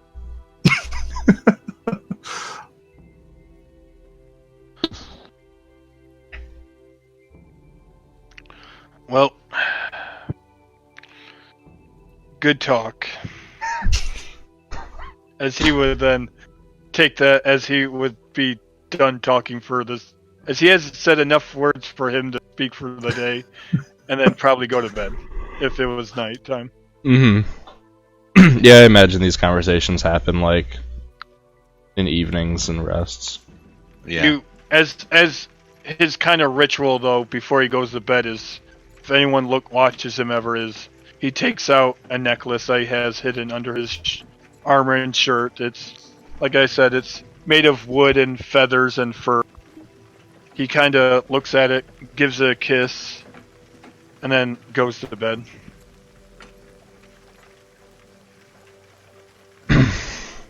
Before I go to bed, I always check up on Drix to make sure that he's feeling alright. Because from what happened and from how he was talking. Oh, yeah, I'm usually feeling alright. I just, just processing it all.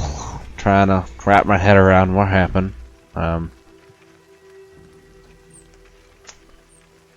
It's good to see y'all are lively and talkative. I must admit, it sounds like a bunch of gibberish to me, but that's all right. I just play my guitar and It's for Tywin. It's Tywin, right? No, Tywin. Tywin. The Tywin. the Y is a E. Yeah. Makes an E sound. Well, for Tywin, it's easier to speak in Elvish, but he Yeah. seems to like you a lot. Yeah, I gathered he didn't understand Common Tongue real well. He seems to understand it, but just not be able to speak it the best. I meet many elves that are like that, so I'm used to it. I suppose I'd have picked up Elven by now, but I know a few phrases and words here and there, but I still don't know what they're saying once they get going. I had the same problem when I started learning Elven. But Right, it's a combination of sometimes they talk too fast and other times it's so slow you don't know if they're done or not. I know. You should check out the writing sometimes. It's even worse. Oh hell, I can't even read normally. Now I don't got no need for it. I've never even read a book. I've seen some maps. I know how to navigate maps, but That's better than a lot of people. Sometimes maps just look like squiggles on the line for me. that depends on who draws it. A lot of people nowadays who draw these maps are pretty shit at it. I did once. I met an elven fella who, real old and mysterious type. He had some sort of real old-time ancient map, and that thing was drawn immaculately. It had some precision I had never seen. Bunch of words on it I didn't understand, but they're out there. Just gotta find the old stuff. That must have been an amazing thing to look at. He kept pretty guarded. He only showed it to me once or twice, just suggested better route, and I just kind of took his word for it. Well, make sure you keep talking to people. It's the best way to heal a heart. Yeah. Yeah, well, I mean, if I can get all you through and to safety, that'll help a lot. That's why I do it. That's why it pays off. Maybe it's time to train others to do what you did. Maybe that'll help you move past as well.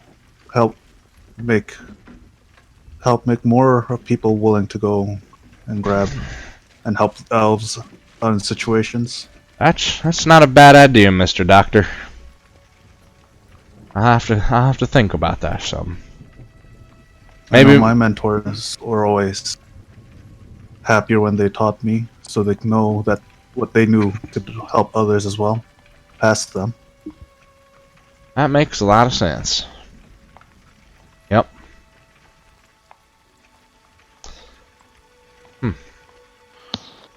Well, I'm gonna get some rest for the night. I'll check over everybody else, and I'll do the same. Oh, okay. Well, sleep well. And the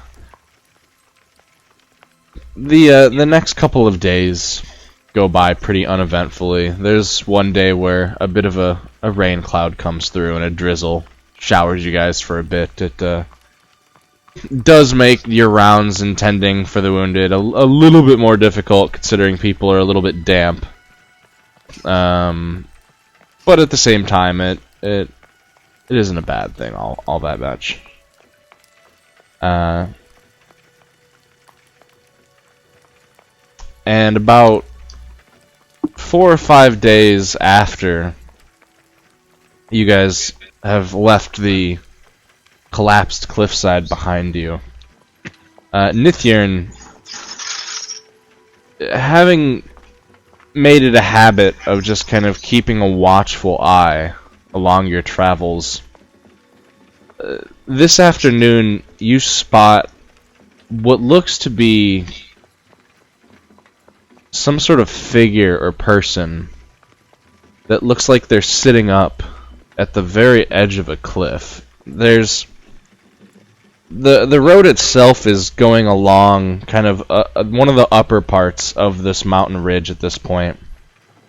And so the cliff that this figure or person seems to be on is on the same level plane as you. They're just out towards the edge, maybe some 200-300 feet, where it begins to shear off into cliffs away from the trail. Okay, do I notice race or what What do I see about this person? Pretty far away to make out any sort of finer details like that, but you do notice that there's absolutely no movement to the figure. Okay. So she holds up her hand and gets everybody's attention. You can also see some sort of rod or something that the figure is next to or about. Again, Like, distance makes it a little difficult. Okay. So I get Taween's attention and Reginald's attention. And point. Huh. I wonder what that is. Don't know. Stay on guard for now, I would say. We should go? Yeah. One? And she's pointing at Taween. Do you think this might be the orcs Drick spoke of? Do they look big enough to be orcs? I don't even know if I know what an orc looks like. You don't, and so that doesn't really have much context for you. And also, there's only one.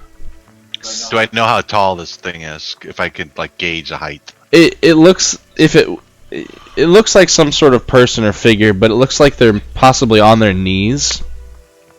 But they're definitely not a gnome or a half. Some sort of more medium-sized creature or race. So she goes. Along your breast. Yeah. Alright.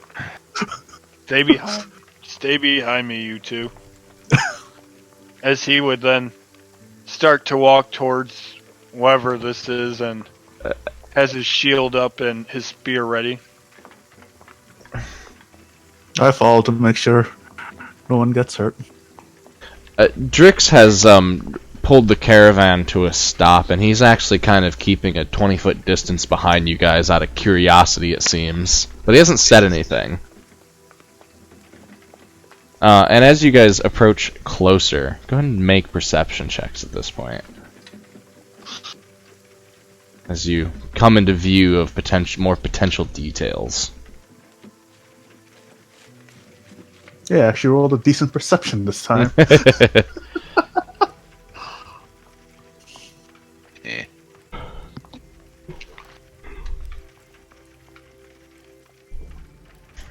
This is what you see as you get closer. Seems to be some sort of figure. You can see the white gleaming bones underneath tattered rags with wildlife that has grown up and around it. This figure that still slays slouched here. Arms wrapped around this sword and scabbard. And Reginald, you in particular happen to notice that the hilt of this sword has a glow of some sort to it. Okay. Knowledge Arcana. Probably magic. Probably magic. Your best guess, it's likely some sort of magical item. But since you don't have detect magic, you can't investigate further. Yeah, I kind of figured. Tyween would turn around and look at Drix. What this? Well, I've always called this a soldier's promise. I've never bothered it myself, but I've seen it every time I come through. I never really got this close, but seems this fella died here long ago and is holding on to his sword still to this day. Do we have any Honor. Yeah, something like that, I guess. Drix, do you have any water with you? I mean, yeah, I've got some water. Let me go get it. And and he goes back to the carriages, rummages through a little bit, and then comes back with a water skin of water. Here you go. I take my extract and I use tears to wine and change the water into mead and place it in front of it.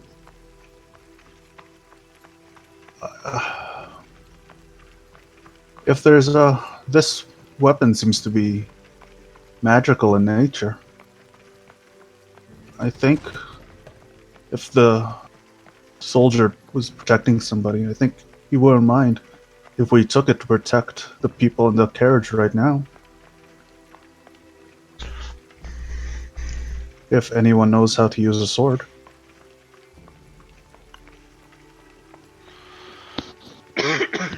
This is, of course, an elf. Yeah. Yeah, Drix is Never just been- kind of standing there like, yep, there they go, talking again. Personally, never been fond of using a sword, but I do know how to use one. Not my cup of tea. Nithiarn looks at it and goes, and she steps back a couple paces.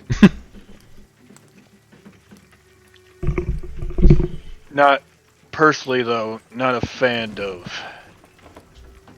taking something from what looks to be a sacred site. I got you, but and then this mead will help.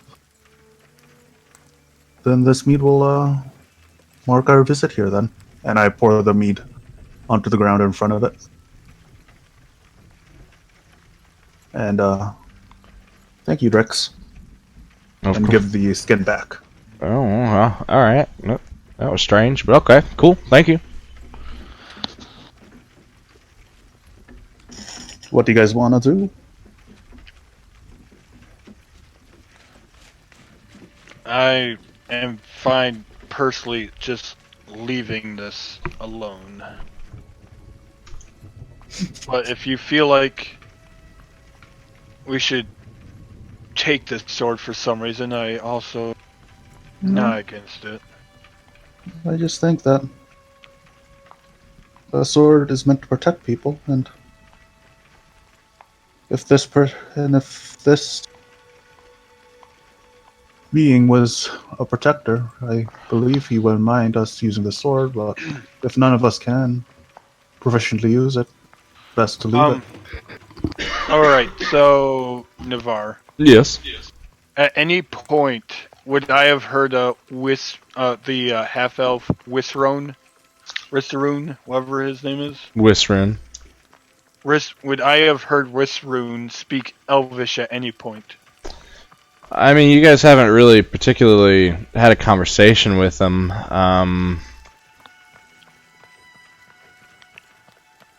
Yeah, I mean, you've heard him talking to Drix a few times, so you've heard him speaking Tommen, but you know, I guess Alright.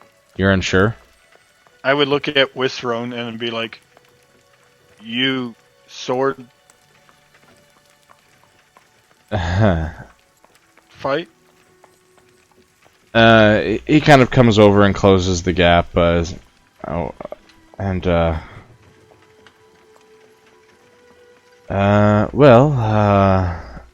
do a little bit of fighting, yeah.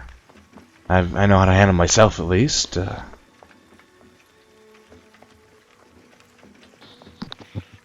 Do you have weapon? He switches into Elven and says, "Would this be easier?" Yes, this is much easier. Good. I do know my heritage tongue. I did not know for sure, so I did not want to That's okay. speak to a brick wall for the most part. Oh, what was it you were trying to ask? I didn't quite catch it before. Sorry. Do you know how to use a sword? Yes, yeah, I can use swords. Would you be interested in this sword yourself? Kind of looks over. Ah, a magical nature, I see. Yes. I mean, Is it Elvish? Yes, right now this is... well, we're speaking No, in the Elvish sword. right now. The sword. Oh. it's not like any sort of runes or anything that are glowing. It's just the hilt itself has a glow naturally about it, slightly. But its design, no, it doesn't really look elvish. It's not like curvy and thin in the way elves have. It's more humanish. Me personally, I am personally not a fan of the sword. Why And is that? also, just I'm more of a fan of using a spear. Ah, But also, as the gnome says, it's magical, and I would rather not deal with anything that embodies magic right now. afraid of magic, are you? The superstitious type? Let's just say I'm not superstitious. I've seen what magic can do to someone. Can do a great many things. Do you know how to use it? Magic spent usually leads to someone's death. I won't disagree on that. And I would rather not deal with it myself. Well, I mean, if none of you wish to claim it, then I certainly will, but you guys found it, and it is valuable nonetheless if you can find a buyer. I mean, don't get me wrong, I think it would be very useful, but have you considered the selling aspect? No. I guess Selling and buying was not my job, and I will. from your look, you seem to come from more of a tribe, I would guess. I don't imagine you had to deal with currency much. What about you, Reginald? Any interactions with magic of your own? Or you, Yes. monk? I don't. Magic is fine. It's a tool like any other. It can help people. I know it can help people. I've seen it help people. Indeed. Well, I suppose if none of you wish it, I will gladly accept it. That is Then we should give this soldier his final rest and bury him. I think would be what he deserves right now. If you say so, Doctor.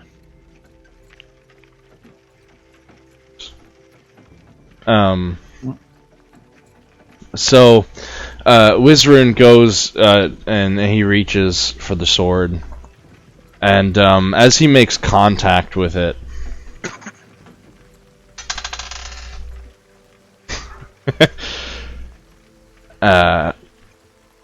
the skeletal form suddenly springs to animate life and knocks his hand back, draws the weapon from its sheath, and roll initiative.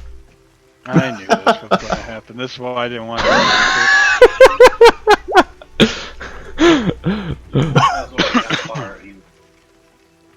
I was wondering how far you were going to push the temptation. I mean, it didn't really matter. Right, yeah. And They're certainly there to be tempting. Nithiarn just doesn't use swords at all, so. All I asked about the sword. If we didn't take it, we didn't take it. Yeah. I was just going to leave it alone until I thought of Wizrun. If you hadn't have said anything to Wizrun, you just walked away. Yep. Well, I was thinking about it, I'm like, I don't use swords and I wouldn't use anything magical right now, and I was like, oh yeah, there's Wizrun. Maybe we can teach how to fight properly. I was hoping he would just be like, no. I love how like really strange things will shift the narrative in very interesting ways that are totally unexpected. Yep. Oh, I knew I wasn't gonna get it. I don't need it. Oh yeah. Okay, I'm just gonna do paper because I don't feel like tempting roll 20 on death again.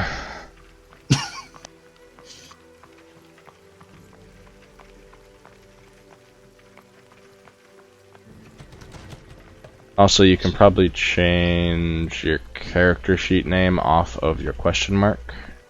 I did. It just have to restart for it. Oh, okay, never mind. Wizrune. Hey, look at that. Rolling higher than anybody. Yeah. No, it didn't change there. Change it there as well. There you go.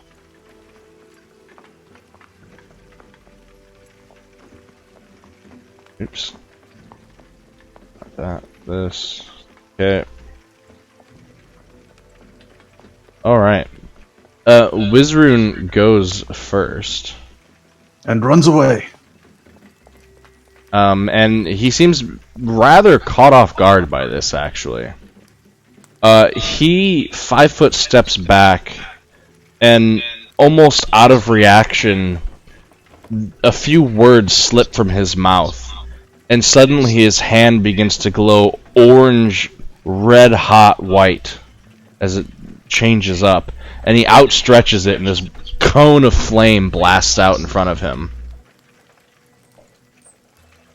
Hey, we got a magic user. Oh, alright. NPC magic user.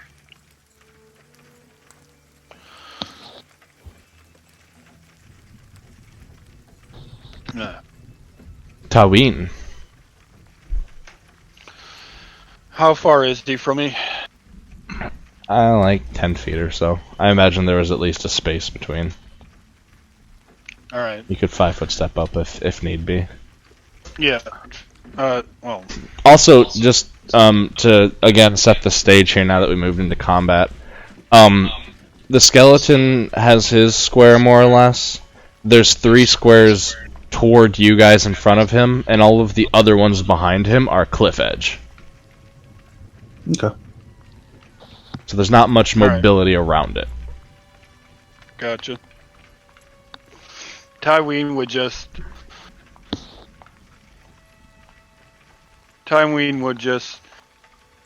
do what he knows best and just stands, runs right up to it with shield in hand and spear in the other, and before he wouldn't rage yet. He's gonna wait a little bit before he rages, and then just but he kind of just does like, he's like, fucking magic, and just runs in there and just thrusts his spear at this skeleton, and 16. Oh yeah, that'll make contact. However, so underneath the robes of this skeleton, as you see it stand, you see this broken chain shirt only hanging in places, providing an amount of protection. But furthermore, even though your spear slips between places where the chainmail is, you just kind of stab between 2 rib cages and don't really do anything. Gotcha. You maybe you don't even nick the bones. You just kind of speared him. Reginald.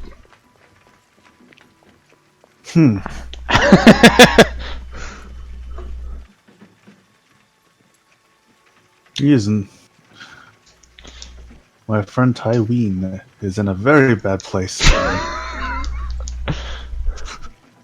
Bomb. No bombs. Use your words. Use your words. On a skeleton. Well. So there's a thing about calling out combat moves. Now, In you time. said there was no space behind him? Nope. Yep. Alright, gotcha. Tyween, please get him away from the cliff edge and get away from him so I can use my bombs.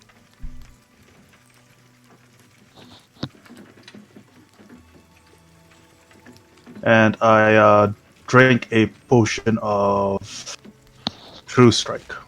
Okay. It raises its sword in one hand and then grabs to meet with the hilt with the second one. As it does, the sword morphs into a great sword, and he swings down with a heft. Mid-strike, it almost lengthens and doubles in size. It's an 11 versus you, Tyween. My AC is 15 right now, so no. Okay, no. So it just totally glances off. Defense. Yeah, defense. And then in his other hand, or no, never mind. It's a great sword. It's two-handed. Nith.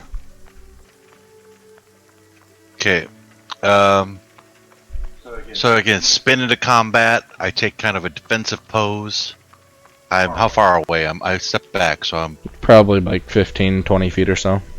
okay. So if I'm within 20, my ropes spin around in a couple ways. I see that when he threw the spear through, it went right through the ribs, right? Yep. So one of the ends of my rope is there's a blunt side. Swings it down around her leg and kicks her leg out, sending it flying 20 foot towards the skeleton. This is a rope trick kick. Yep. Blunt, bludgeoning.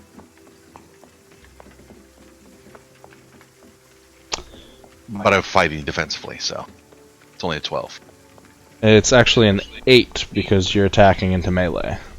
I already took the. Oh, Yep. there was somebody in melee. Tyween's adjacent. Got it. All right. Fine. I do it anyway, so I miss. So you likely would have struck the skeleton, but you had to angle it in such a way as to attempt to avoid Tyween, which unfortunately angles it just enough where it missed the skeleton. So I back off. I take a 5 foot out. The downsides of not having precise shot. That brings it back up to Wizrun, who kind of looks at you all nervously, like he's ready to defend himself even from you. And then noticing everyone's attacking the skeleton, he just kind of skulks off to the side and gets out of the way, as everybody seems to be jumping to action. Tyween. Tyween would, hearing RJ's request. You can still attack and do it with a step back. Yeah, I will. That's what I was going to do. He's going to, like I said, take a stab at it with his spear again.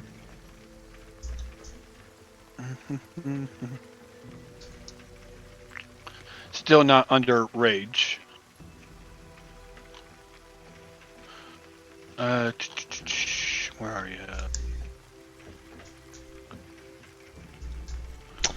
you? 14. Yep, again, you make contact with the body, but stabbing right between meatless bones, doing no real... Gotcha. And with that, he would take a 5 foot step back. Reginald. Wizrun, please, you must keep helping us. As I throw a bomb.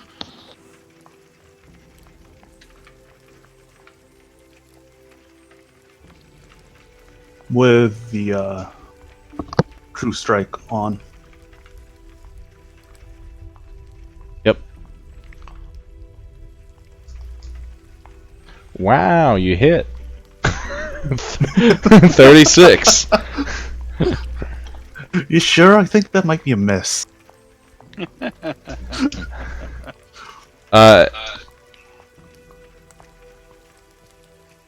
Yeah. The bomb hits and explodes right on the impact of the rib cage. It sends the skeleton's head off and flying off the cliffside. One of its arms is blown off and off to the side, which also sends it off the cliff. The sword clatters to the ground along with the rest of the body.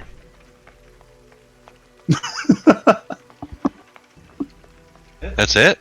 Yep. Elemental damage. Gotta love fire. It had, depending on the type of weapon, 9 DR. So. Oh. Oh wow. Okay. Yeah, against spear, 9 DR. I was not doing anything to that. Nope. Nope. You do only piercing or slashing? Piercing. I only do piercing unless I am using my black blood ability, and then I do frost damage as well. Okay. Yep. Didn't have many hit points. Very weak skeleton. It was still fighting even after death. You have to commence something like that. And as I take the sword. Alright. Wizrun still kind of seems a bit defensive. And eyes you all suspiciously, so, I wish you would have helped. I don't have a weapon at the moment. I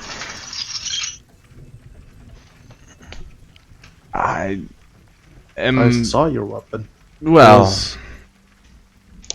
I'm not in the habit of showing that to people, but I was caught off guard. I take it by your reaction, this isn't a problem. Not for me, but slowly look at Tywin. Hey, it's not me. Okay, well, had I known that, I'll do so again in the future. My apologies. I just don't want magic touching or being looked towards me. I'll keep that in mind. Can you can you help me bury this skeleton? At least what's left of him. That is true. But a soldier deserves its rest. Yeah. Quite the fighting instrument you have there, RJ. It was pretty interesting, wasn't it? It looked like it doubled when it tried to hit you, didn't it? Or was that just a trick of the eyes for me? Because everything looks a bit big for me.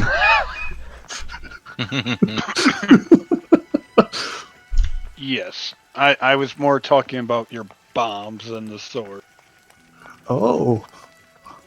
Or Well, whatever you call that thing. when playing around with volatile ingredients to make potions and stuff, you learn a few tricks of what not to use to blow things up with. Interesting trick for a doctor. The alchemical arts are very explosive sometimes. So But are the they magic. can help. It's just like magic that way, isn't it? Magic can help people. I mean, lots of alchemy is magic. A lot of it is. But it is also a lot of making sure you have the right ingredients at the right time. Dude. Drix, who's been like 30, 40 feet behind you guys this whole time, just... Would you look at that? There you guys go, jumping again to the rescue and blowing shit up. It's not my fault I blow things up. No, it's not a bad thing. I understand why you are as capable as you are. I don't have very many crossbow bullets or crossbow shots. Well, I've probably got a bundle, 15 or 20 back in the carts if you need more. That would be appreciated. I don't got a use for them any longer.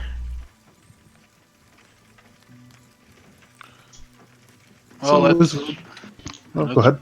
bury this thing and go. I had a feeling something like this was going to happen when it deals with magic items. How do you guys go about creating a grave? There are many different styles and feels to graves, or tombstones, or waystones, or what do you guys construct? Or are we on rocky soil, or what kind of? I mean, if we're on the edge of a cliff. We're probably on rocky soil, but the only option is probably going to be a pile of rocks. The edge of the cliff is, but there is more. There's a soil a bit further away from the edge of the cliff. Okay. Well, in my old village, we dug graves and put a way marker on it. I think that would be appropriate? Yeah. I don't have any shovels. But we got sticks. We could dig some holes the old-fashioned way. That's true. I also heard of in one of the villages I traveled when I was still with my gnomish caravan. I heard that the way they honored their dead was to burn the body. Do you think that might also work if we don't have shovels? It's just... Okay, so are we talking with Drix right now? Mm-hmm. Yes. Yes. I'm speaking common.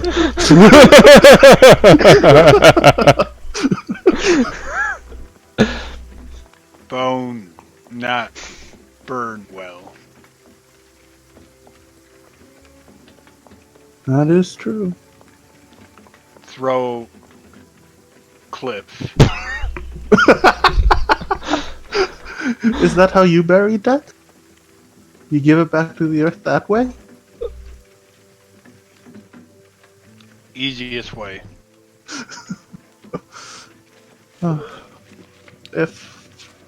If you give me a few, I'll dig the grave and you guys can rest. I say this in common. Nathiarn gestures. Oh, thank you. We are the worst, group of people to deal with. We got one who doesn't speak, one who speaks such broken common. At least you all have Elven in common. When it's just you guys. Just speak Elven and you're fine. We only have one person here that speaks common only, so. Tywin is slightly annoyed by this, but he helped dig a grave. Might as well get this done quicker if we all pitch in. Okay. So, between the group of you, a grave that may have taken a couple hours to dig only takes about 45 minutes or so. Just bones. Doesn't need to be a big hole. That's true. So probably like half an hour. It's a bit tougher soil up here, and you don't have direct shovels, so you're using improvised implements. And you have a hole, and you have bones. And we put bones in hole and cover up. Okay. And then I put I find... Is there any stones that could be used as a mark on your... Oh yeah, there's plenty of stones of various sizes. I mean, you're in the mountains, so... I try to find one that's... looks decent enough and put it there. Okay. Ask. a tool should always be used to help other people, don't you think? We should bring it with us. Oh. Yes, now that we killed its previous owner, we might as well keep it now. Wizrun, do you know what magic is on this sword? Well, let me see. I would need to spend some time with it. Well, we have nothing but time until we hit the town. Okay. And he reaches out to take it from you. Mhm. Reginald, make a will save. Will save. Oh, it's cursed. Touched it. Nope. Ooh. You know, on second thought, Reginald, you really like this sword. And as you have that thought, it also shifts down into the size of a dagger for you. And it's very convenient. Like, why would you want to get rid of this?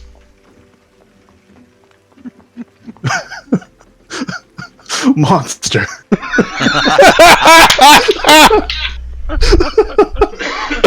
Just wait.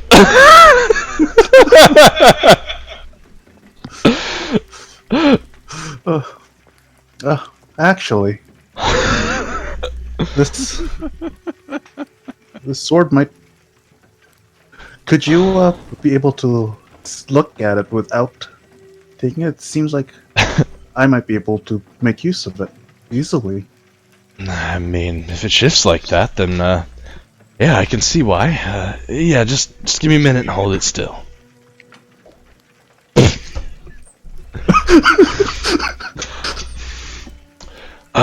I mean, it seems like a pretty basic enchantment.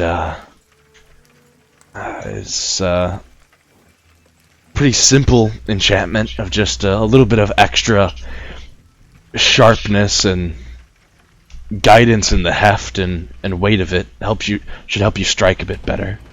For your purposes, a +1 weapon. Well, and I'll add, yeah, and then he goes, as far as the whole shifting part, I'm not so sure. I did see a couple other elements of magic to it, but couldn't quite make them out. It might be the magic has grown old. He rolled a 7. Yeah. You're gonna justify it however you have to. Yeah, That's just a good sword. a fun tidbit for you guys.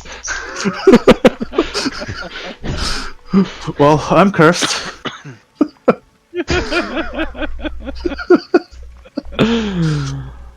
Well, I guess we could do as much as we can for him. Let's go. All right. Sounds good. We've spent enough time here. And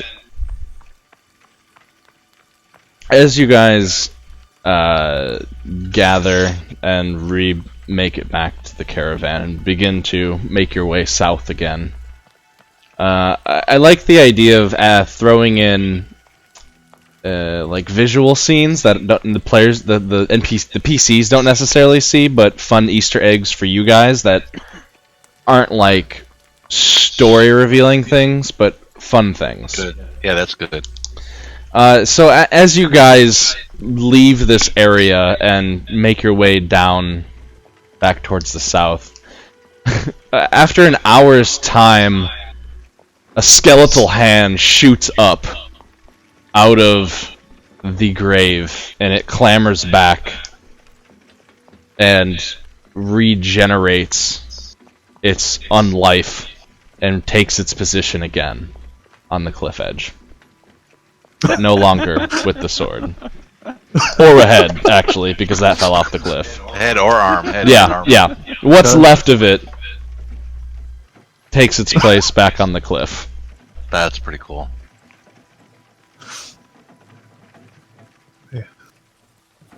That's actually really awesome. And I think that's a nice place to call it for the first session. That little With horror at the very end. Yeah. That was good. That was good. That was good. That was fun. Excellent. Glad you enjoyed. How did you guys like that opening? I couldn't save any people. It wasn't a tavern start. Yep. I think It was a good start. yeah, disaster's good to bring together people. I thought so. So this was something. I don't think we understand the disaster. Obviously, we know very, very little about dwarves. Pieces and leads and language barriers in your way right now. Yeah. Mhm.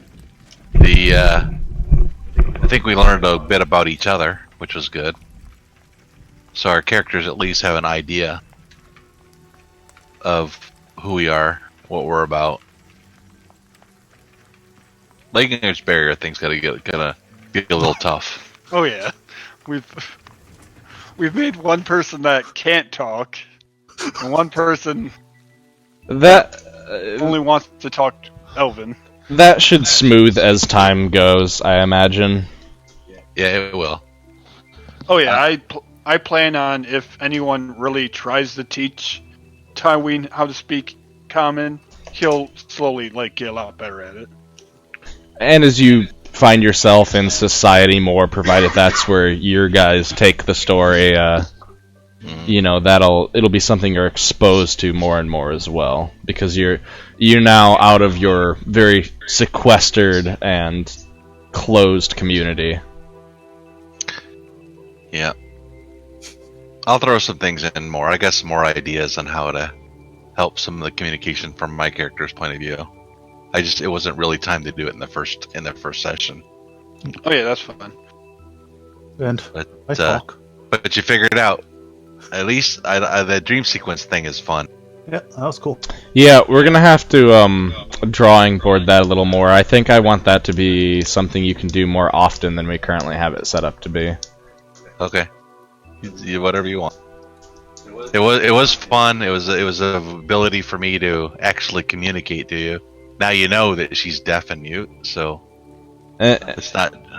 Yeah, go ahead. And I think that would be something interesting to see happen, maybe like once or twice a session, depending on the time scale of it. Something that, you know, is a recurrent theme. Mm-hmm.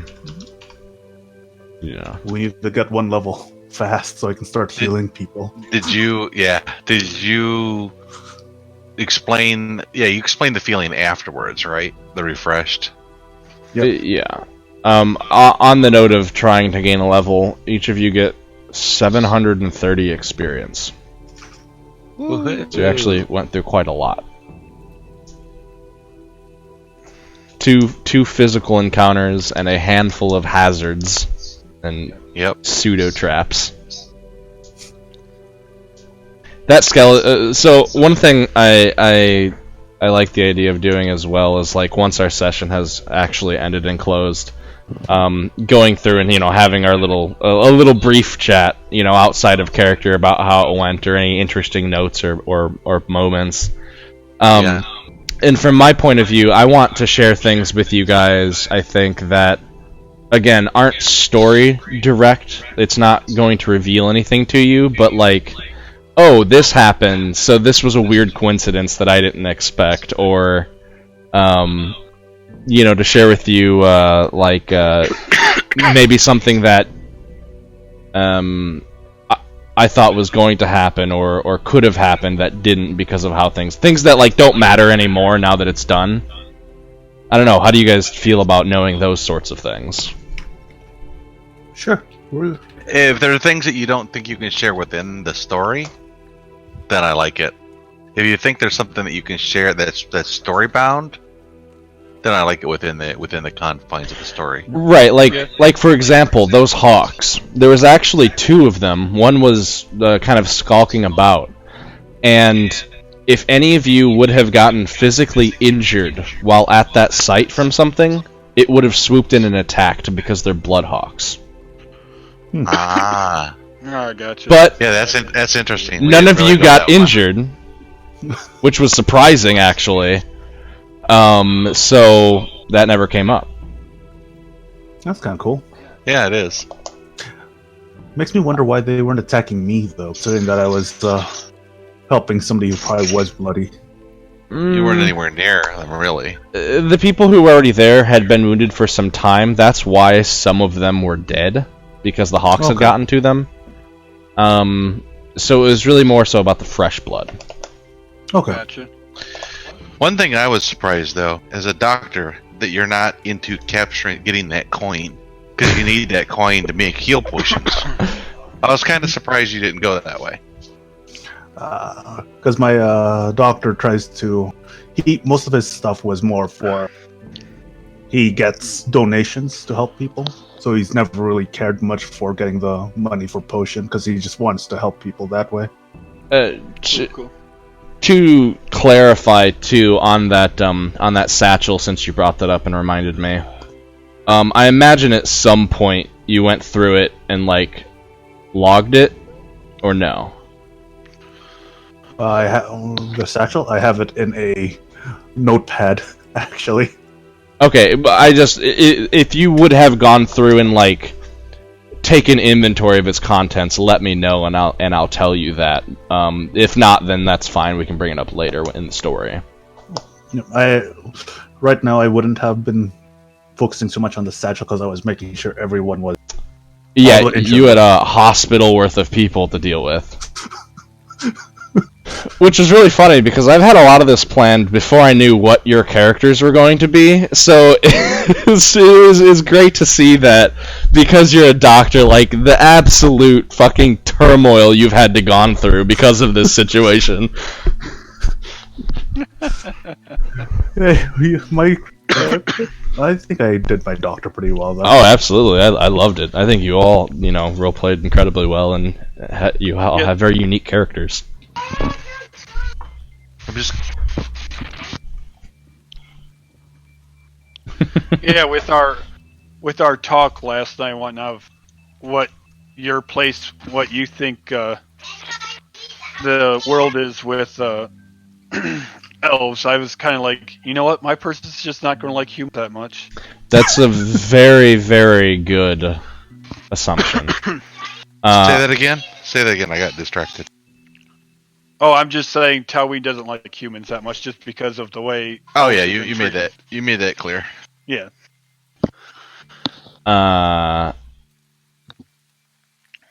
Also, here on the roll 20 for you guys, here is a thing for the Sword of the Found, what it's called. And I will give you guys the ability to edit the text portion of it if you ever wish to add anything about it. Gotcha. Okay. I can't believe you cursed me so early in the game. Well, you don't know the nature of it, and he doesn't know he's cursed. You as a player might understand that, but... My character doesn't, but I'm just saying, I can't believe you got me cursed so early in the game. You're the one who picked up the sword. It was whoever picked up the sword. And there was a chance none of you did, because I also thoroughly expected that there was the potential you guys kicked that skeleton off the edge of the cliff, because I put him right next to it. Combat maneuver, push, off, done. Yep. Sword gone. Sword gone, skeleton gone, falling off the side of the cliff. Or... happened? What almost happened, and I thought was going to happen, was you just walk up, poured the wine down, and walked away, and then it never would have come up.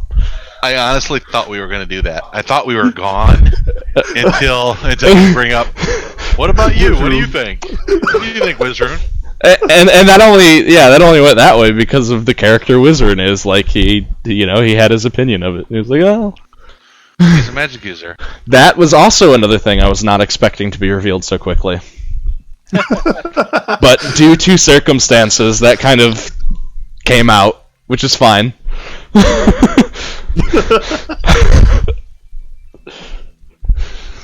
no, the reason I thought about that was,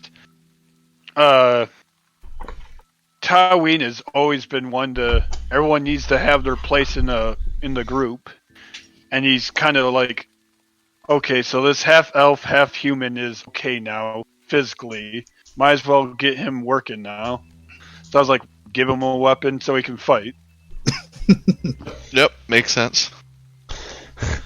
Another fun tidbit, the dwarf you pulled out from underneath the wreckage, had you failed that strength check, it would have crushed him to death, but not you. It would have just collapsed it and killed him. And you would have had to watch as a dwarf got crushed before your eyes. Yeah. Now, Thank God I wasn't there. is that the one that died anyways, or not? Yes, it was. It made me sad. The crushed legs guy. There was How bad did he roll? So he was technically in the critical category, and I had these dwarves that were at critical at 1 HP or 1 wound. Okay. They're as close to death as they can get without dying from that crash, and because there's only a couple that survived. So when you take a standard action or a move action while in critical condition, I mean he took a move action, you have to first. You automatically take 1 wound point, so that was that. That's what knocked him immediately unconscious. And then he rolled. Well, with that, because you take the wound point damage. Well, that's what killed him technically, because he went to 0. You roll a DC 10 con check to not fall unconscious. Then you gain 1 point of bleed because you just like tore a wound open again, trying to move around while in critical condition. And then in every round, even if unconscious, you DC 15 con check to stabilize yourself. Okay. Or receive magical healing, or a DC 15 heal check. And that is with the -3 penalty for being in critical to ability score checks. So he just rolled lower than a 15, effectively. Well, no, he killed himself. He dropped himself to 0 and dead because he took the move action, regardless of the bleed. Much sad. It's pretty traumatizing things there for the doctor. Oh yeah. Doctor had a rough time. Doctor tried to save everybody. Yeah, he did. He He did saved a good job. a couple. I think he did a good job. Indeed. Yeah. Well, hopefully I wasn't playing my character lawful stupid. No, not at all. Nope. You're obviously lawful good. You have your code and your moral code that you tried to uphold consistently on top of trying to do the right thing. And it wasn't just blindly, I must save him or This die. is a good thing. We must go do this good thing now. Right. But need a gnome picture for you. I just threw this little thing in there but that's the wrong size. You're shorter than that even. Yep. I'll look for a picture. A lawful stupid, like, for example, would have been like, no, we need to save people at this incident now, and never would have been able to be convinced to, like, actually rest for the night, too, I think. Yeah. Which reduced the number of dwarves potential that could have been found alive. Oh, it hurts. to stab the player in the heart there. It did? Yeah, you So took we would have gone. you if we took would've more made it time. that There night. was more time for people to bleed out. That's true. Oh, And it hurts me. And that one body, we don't even know what that was. Nope. Could we have gotten there early enough to fight that weird body, actually? No. Ah. Because that looked like it would be a cool fight. We don't know what it is yet. But one of those dwarves should know what it was. Hmm. If you ask them questions about it later. Mayhaps. Yep. But I am a doctor first, so I must make them rest so they can heal up properly. Yep, they've had like 7 days of rest, so they have But 8 it's wound rough points rest. now. It's rough Yes, rest but because it's I- travel rests. But I'm also Yeah, but he's making kind of sure negating the rough aspect Okay. and making it because flat. I am doing my rounds. I have finally created a character that has Has what? Yeah. You cut out. Survival. Yes, you can start fire. You made a fire. We're so proud of you. We're so proud of you, Tim. Giant running gag with Aztuk and the Jade Regent. Every time I tried to start a fire with Aztec, I got below a 5. It was incredible. Sometimes it was a DC 5, sometimes it was a DC 10, depending on the situation and how you tried, but you always failed. Everybody started them for you and let you just take credit thinking you started fires. Even the Kiji tricked you. Yep. Which Aztec doesn't know. No. And then and then there's Asakura, who is bad at survival as well. Yeah. Survival. I actually have a point in survival. Excellent. I didn't even know that.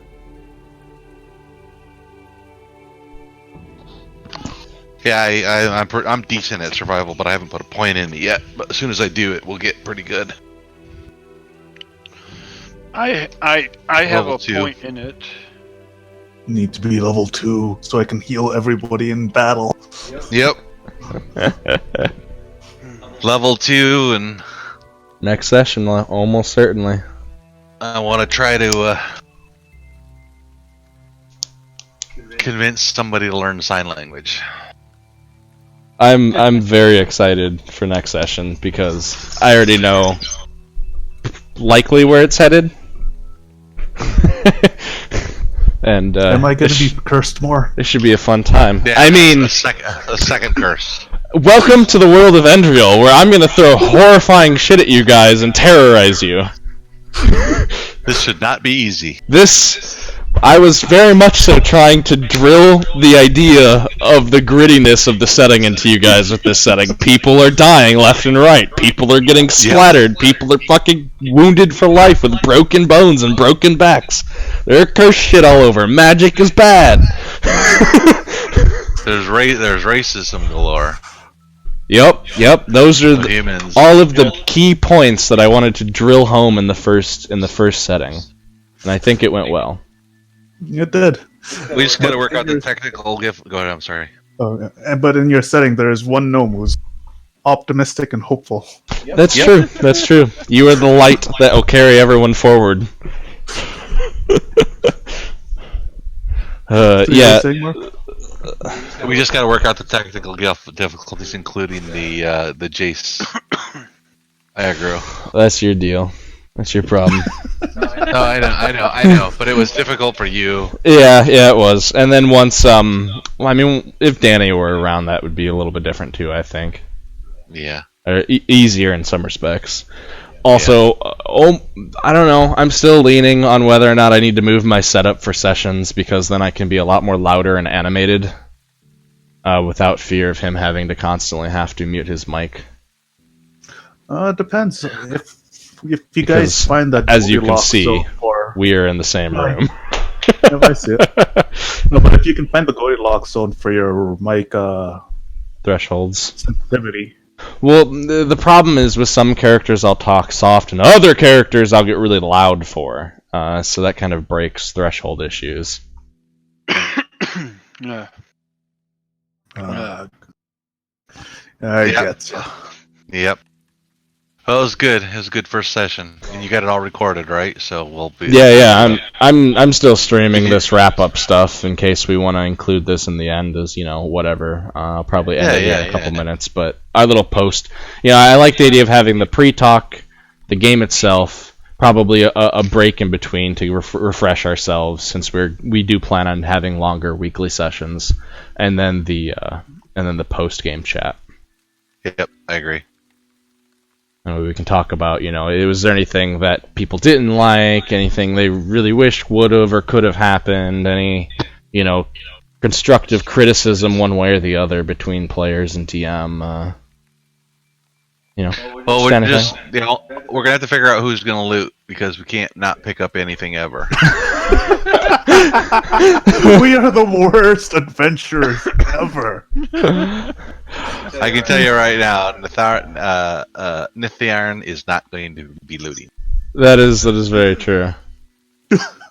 Like, I think the only one who would be closest to be able to loot might be my character, just because he sees tools to be used to help people, but he's not going to go out of his way to grave rob or anything like that. And depending on how long and how much you guys decide to acquaint yourself with Rizrune, he might be someone of that nature too. That's right. That would be even fucking weirder if he wound up being like a party face or something. Not that I'm suggesting that. Please don't do that to me. No, but if that's where the narrative takes us, I'll go that way. No. I don't think he needs to be the party face. You can't be the DM and the party face. No. I mean, I could. He'd just have his own very, very specific set of ideas. I think it's our gnome. I think our gnome is our leader. I think the elk gnome will be the party face. Sadly. Begrudgingly. Well, we gotta all remember. I mean, that lets you push the doctor narrative.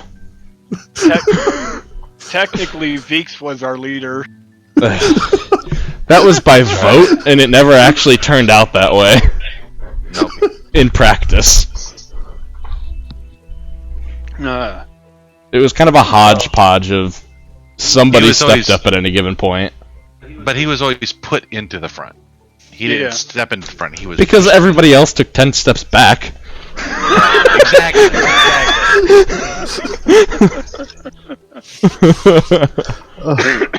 Just so you guys know, my character has nothing in the charisma skills. It's okay. Diplomacy will go fantastically for you all. I have a ton of charisma, but not gonna be the front, and not gonna do a diplomatic check ever. See, I also play a strange line on the diplomacy skills because I very much heavily weigh what you narratively say. And then only when things are against the narrative or against somebody's nature do I not allow that to, a lot of the times I'll just hand wave diplomacy checks, because if that person doesn't dislike you and you're not asking anything that makes them uncomfortable or they don't want to talk about, then to a degree it doesn't matter. I could see that, considering that you let me almost blow up somebody's hand before a fight. And in my mind, that wasn't so much about a diplomatic action, more so you were trying to pull a fast one on them, so I kind of left it up to more of, is the person you're trying to do this to somebody who would catch on quick enough before it went bad? I wish he didn't catch on. I wanted to see what would happen. I had DC 10 and he rolled an 11. with a +0 in intelligence, so it was pretty close. That would have been interesting. And almost always, like I go with what the roll says. There's very rarely where I roll something and I'm just like, ooh shit, no, I can't let that happen right now. Like some sort of death-defying crit in like an unclimactic fight. Mm-hmm. I mean, if you die, you die, but it's not going to be because one person walked up and just crit you and rolled max and accidentally did 40 damage to you because some stupid reason. Yep, I'm a firm believer in DM discretion when it fits the narrative and the story. Right, which is it improves the narrative and the story. Which is why I rolled the die, so there's no accountability to it. I mean, I'm being accountable with myself, but there's very, very few situations where I don't take what the die says. Yep. Yeah. I think in Jade Region I only did it less than 10 times, where I was like, no, I can't let this happen.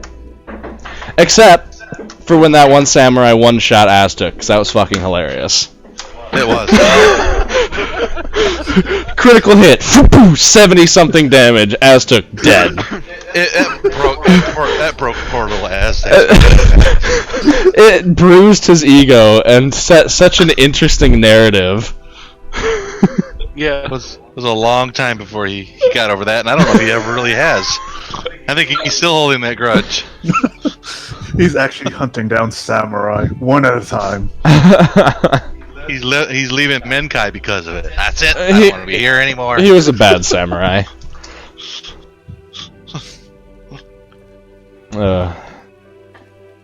We still gotta do a one-shot sometime. Yep. I've got lots of stories in my head about I it. always like doing one-shot dungeon runs. And there'll be no problem coming to get you, Aztuk. Yeah, global teleporters. I just